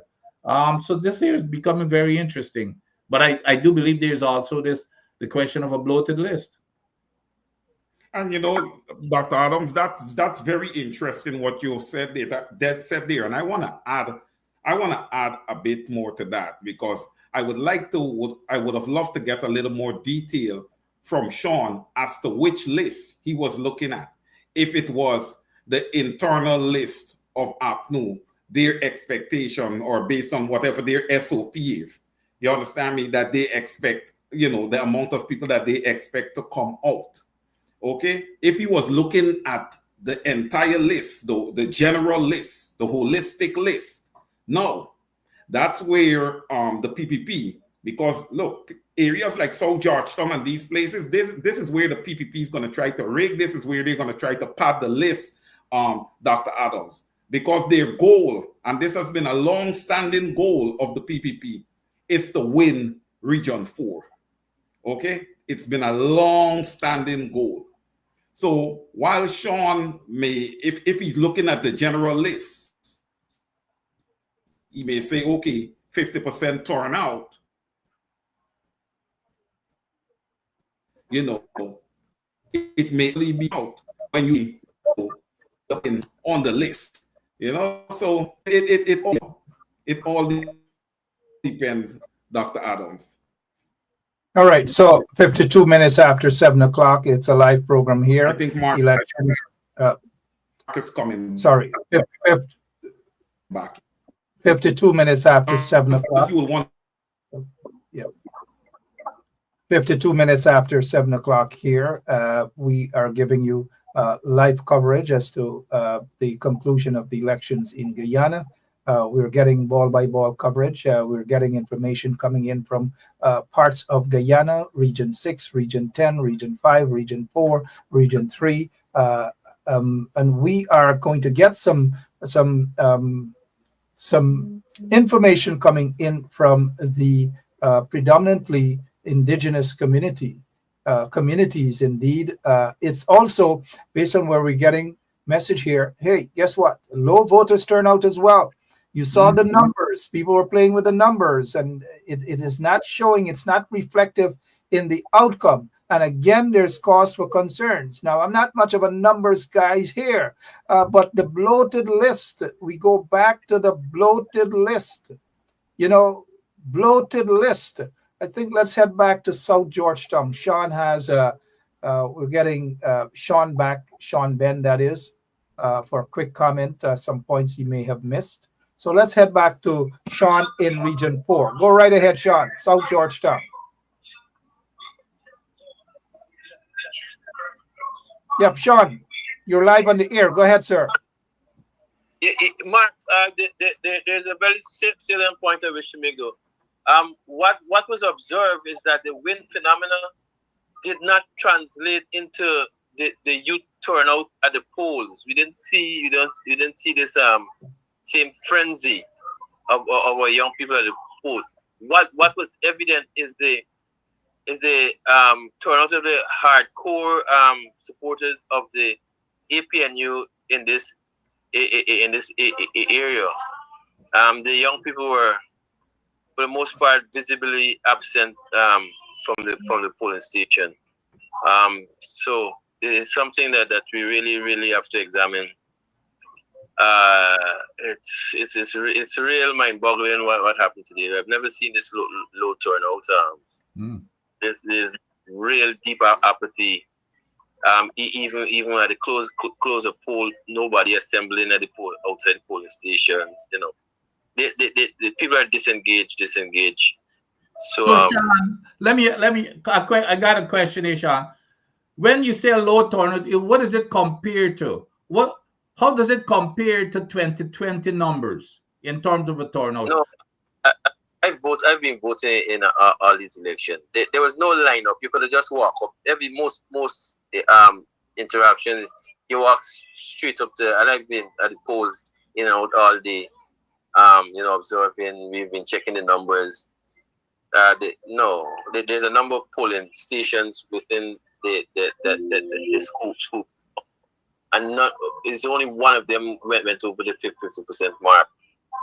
All the others were below, and at the close of poll, when we total the turnout, it is not 50% overall. So people, I don't know if people migrated. I don't know. And here, the census, the value of the census information would have been critical in helping us in navigating the situation. So we don't have the data to really guide us, properly, in this. So people just have to try and wrap their head and make their own analysis, So this is another phenomenon that I believe that is striking us. We had the wind phenomenon, which I believe out to like cold squib, and now we have this voter apathy phenomenon. It speaks, I believe, to the bad governance. People are just not motivated for it.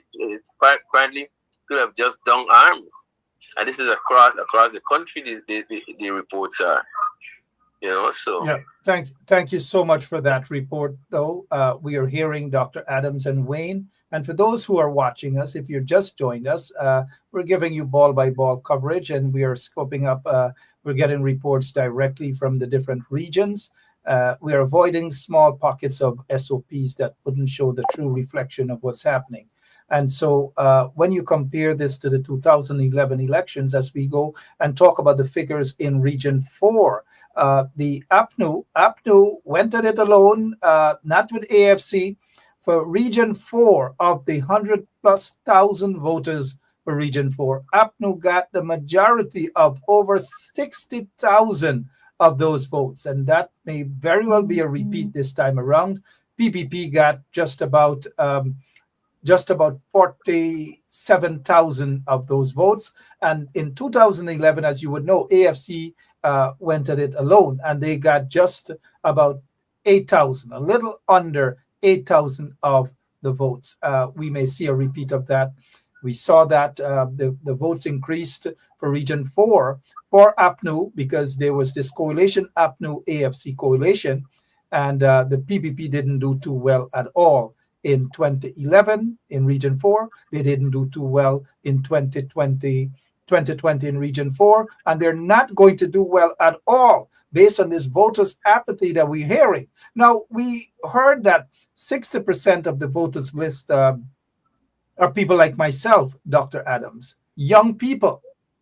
But yet, based on the evidence we're hearing from Sean Ben, we heard from Borbies, we heard from Quarantine there, we heard from up all the way Corriverton and so forth, in Linden, basically people like Wayne, old people like Wayne, middle-aged people like you, Dr. Adams, are the ones who are going out to form the numbers. Why are young people, based on the reports that we're getting thus far, why have the young people basically rejected all of the parties, so to speak, thus far? Dr. Adams first. Well, and it was interesting that you asked that question, because it was only today I was in a political conversation, and the same observation was made that a party, our young people, and I'm not sure if it's whether they are aligned to any party or not, young people are not interested in politics. They've got other interests. They're every day they're on the net, so they're not seeing the big picture as to what's going on in the country, even though it's their future. And we have not, and the political parties are obviously not connecting to what their interests are in terms of the future. I guess they're looking at it as we still, the two big parties still get back to the old time politics, but we're not with something that we probably have to look at as to what are their interests that we should be addressing. I thought, to be honest, of course, that's only one segment of the population. But I thought this whole issue about education, because I know that was one of the major issues, with kids cannot afford to go to university, for example, or even a lot of times drop out of school. And I thought that was one of the major wins in terms of the manifesto that came out of APNU that would have attracted a lot of the young people. Of course, the win people appealed a lot based on what you see, the appearance at their rallies and stuff. They appear to attract a lot of young people, but what we're hearing now, it's not being reflective in the voting. So it's something that we've got to look at. It's just the old traditional people who've always been interested in politics. They're getting out there, but I'm concerned about the young people not being out there, because the future of the country belongs to them. So that's a worry for me. That's well said, Dr. Adams. Let's keep in mind also that when we talk about young people, we would have seen a lot of young people at the WIN rallies, at the PPP rallies, a lot of them. And we have to remember that people were being paid to attend these rallies. Okay? Today, for this vote, many of those same people decided probably that they're just not going out and vote because they're fed up anyway. They were just a part of the rally because monies were being given out.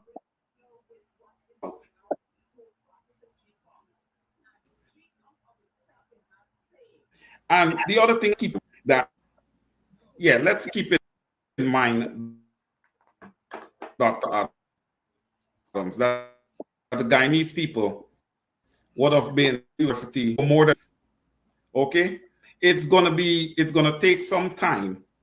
It's gonna take some time before you can once again get these young people on board, and get them going in the right direction, because remember, they've been living for some time now dealing with the lawlessness of the PPPC.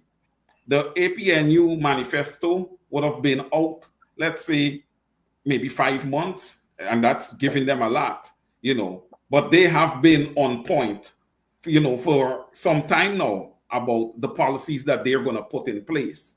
But again, what these young people would have been facing, for most of their life, it's going to take some time, you understand me, to reform them, to where they're once again, believing in policies, believing in government, believing that their vote is going to count. And I want to say one more key thing about young people, because as a Big Four public accountant, I get the opportunity to deal with a lot of young people. Okay? They like to be rewarded, Dr. Adams. These young people of today, they like to be rewarded. Okay? They like to know that they are being considered. They are a part of the process. They are playing a massive part in their own growth. All right? When we look at the PPPC as a government, we got to ask ourselves the question, what programs have they put in place? You understand me? For the young people of Guyana. You cannot get programs for young people in a nation, Dr. Adams, when the government is a transactional government. The people are not even an afterthought when a government is a transactional government. Over to you, Mr. Benchop. I see you're back. You're muted. Sorry about that, guys. Thank you so much. I know the people are eager about the numbers. That is what they want, the numbers. They understand what the problems are. And those problems were mainly created by the corrupt PPP regime. Never before, probably in the history, have we seen so low voters turnout, even in strongholds, PPP stronghold areas. That is what it is. Now, I notice you guys are talking about who take control of what areas. You guys got to be careful with that sort of misinformation being peddled. At this point in time, if all of the districts, District 1, no statement, no official statement of polls, none whatsoever. No official statement of polls from Region 1, Region 2, Region 3, not even Region 4. And so what's going to happen? Party operatives of whichever party is going to play that psychological game with you guys to tell you guys who is leading in Albaistong, who is leading in Sophia, who is leading in Manripo, and so forth. It's not a matter of who's leading, because if one polling station is computed, one polling station is tabulated, guess what?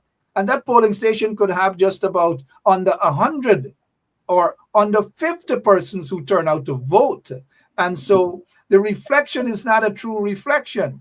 It doesn't mean that a particular party is leading an entire area. It means that they have taken the most votes, whether by 1 or by 2, at a particular polling station. That is what the SOPs are about. Be careful with misinformation. Be careful with the psychology that's being used, and do not peddle it, guys. We are here to give you the true information. We are here, we are showing you what's happening. We are not making things up, numbers off the top of our heads. We are telling you as it is.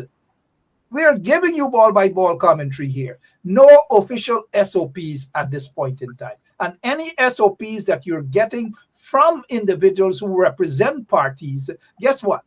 And especially the smaller price parties. Guess what? It is basically tabulation that they may have gotten. Somebody take a photo and say, hey, well, we're leading in this area, not this area. They're not saying this polling station, this area. Do not be fooled, guys. Dr. Adams, back to you, sir. What are you No, picking? I agree with you, Mark, and I'm glad that you presented that caution there, because I've seen it. You know, the social media's lit up with those, you know, polling station with 13 people and 5 people and all that kind of stuff. So I appreciate that caution, and I think people ought to take note of it. But going back to the low turnout, especially for the youths, it's, you know, I really did believe that this year was going to be an election where the youths would have been really paying attention and really getting involved and engaged. More than half of the population is below the age of 26. And if they're not turning out, that's not a, you know, it's not a good thing for the country, especially the situation that we're heading toward, you know, with this current government. You would have thought that they would have come and let their vote speak for their future. And it's not good news, I can tell you, you know, because I'm like Wayne. I think Wayne suggested it. The excitement that I thought that the Win Party had generated, I'd even expressed some, you know, I said, well, even in Linden, when I saw the turnout and when I look at the demographic of the people turning out for the Win Party in Linden, I said, wow, this year is not, you know, it's not going to be nice for APNU. And when I talked to the APNU leadership, they said, you know what they told me? They said, I'll be willing to bet you, Vince, that all of them used to see running and jumping up there, then voting no place. Some of them ain't even registered to vote. And apparently those guys obviously on the ground knows the politics better than I do, and maybe that's what we're seeing here. We're still with the, you know, with the old folks like myself, with the old politics. You're attached to a certain party and you go there and you're diehard voting for them.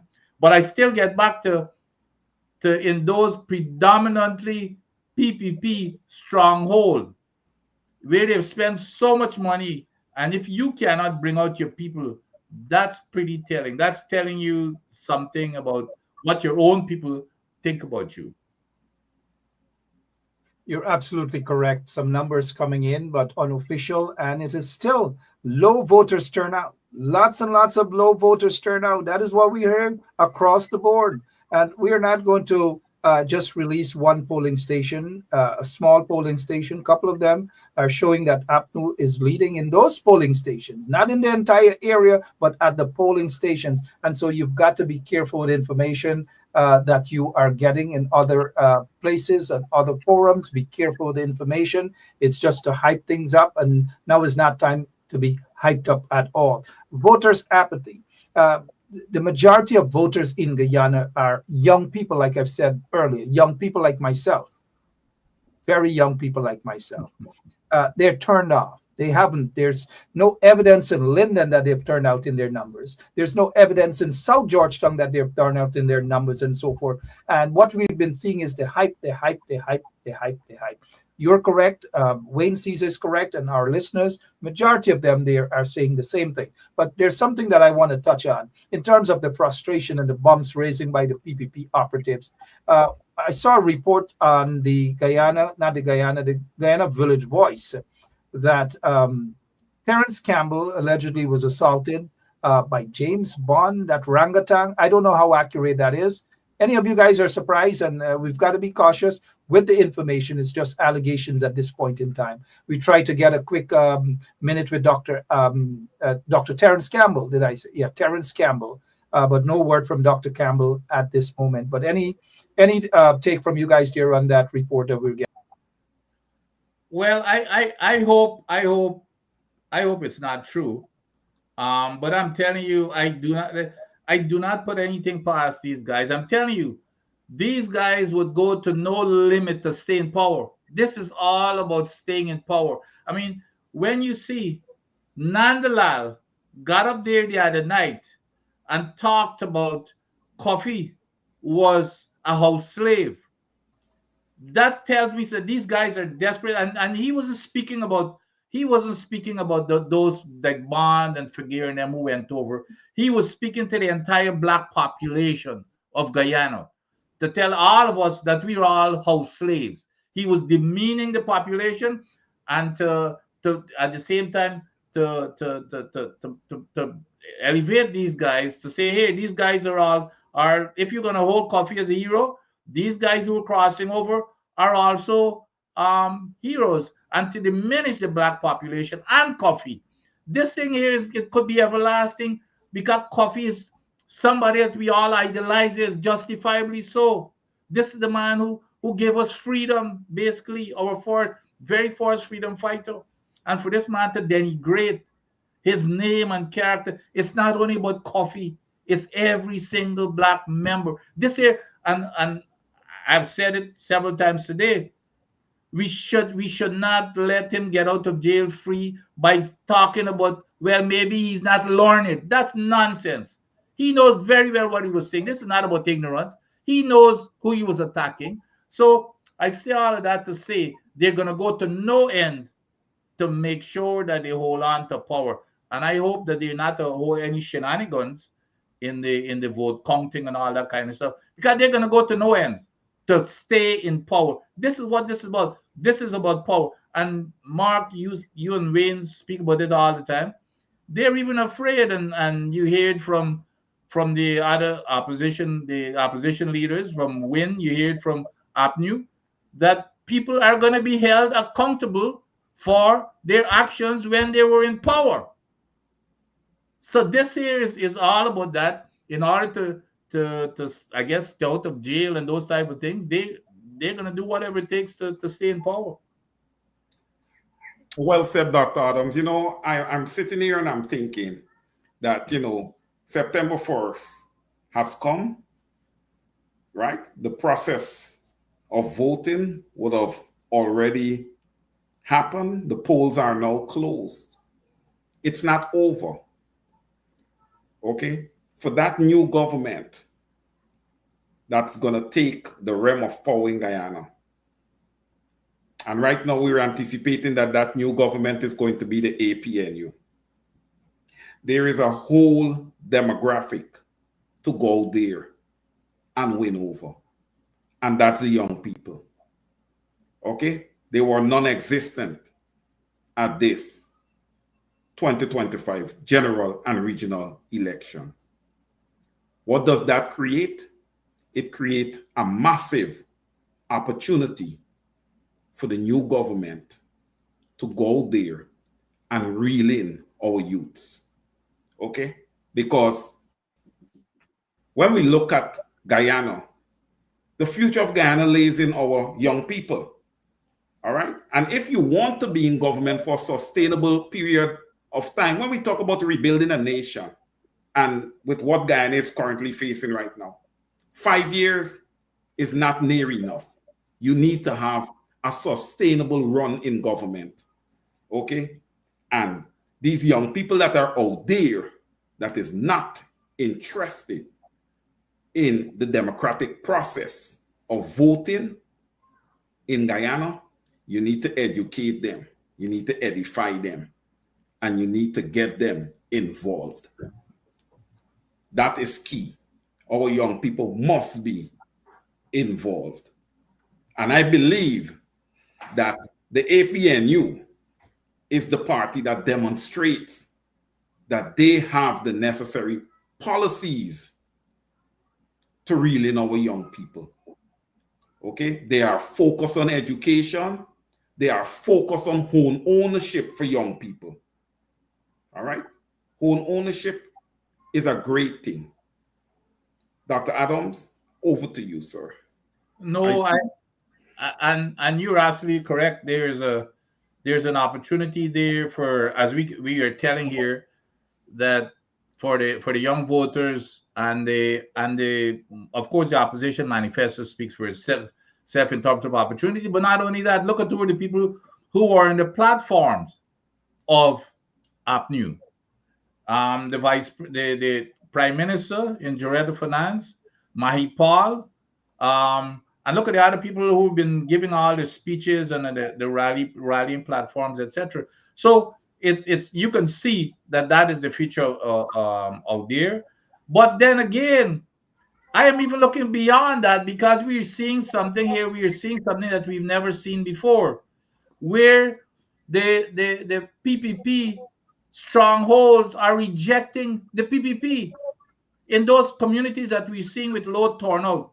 If the PPP is spending all of this money and these people are turning out and they're still rejecting them, that's an opportunity too. And I think if you look at the opposition manifestos, it addresses those needs. But this here, like I said, it tells a lot about those people not turning out, especially in the incumbent party that is awash with money and has been spending the money, including the taxpayers' money for this election, and still they can't get people to turn out. They can't get half of their constituency to turn out. To me, that's the big story. That is the big story. Thank you so much, gentlemen. We'll take a break. We will be back later on as well with some other commentators. Maybe we'll have Mr. Caesar again. Maybe we'll have Dr. Adams again, but we want a wide cross-section of opinions as well. And I'm just saying that we'll take a break, maybe for a half hour, maybe for an hour. But this is an all-nighter. Once we have information, we'll bring it to you. But the reason for this is I want us to head straight over to Gecom.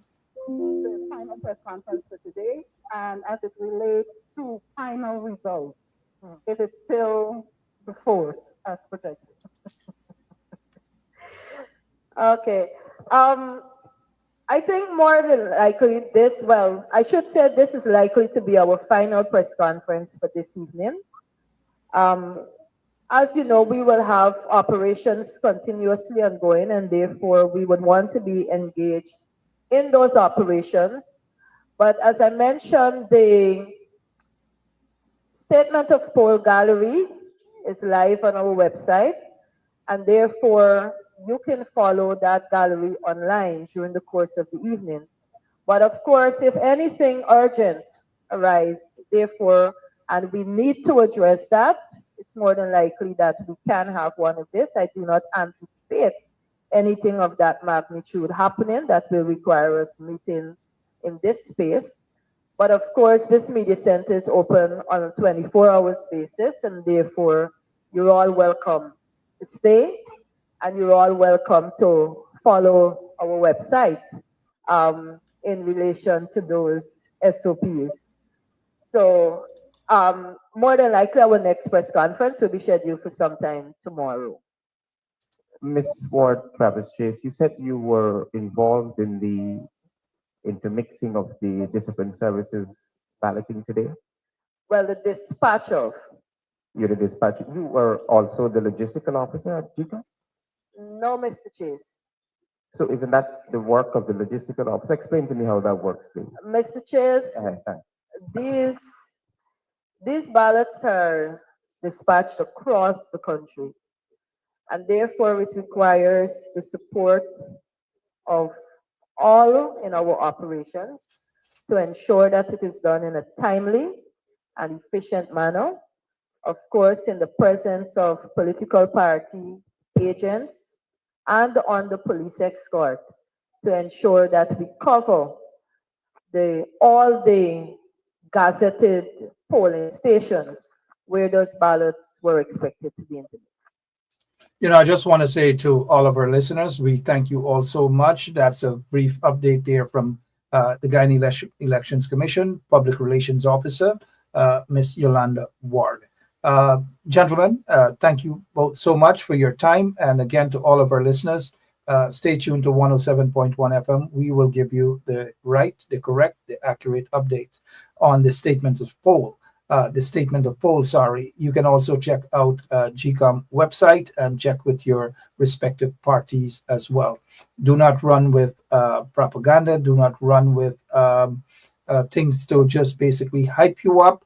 Wait until you hear it from credible information. Dr. Adams, thank you so much. Mr. Caesar, thank you as well.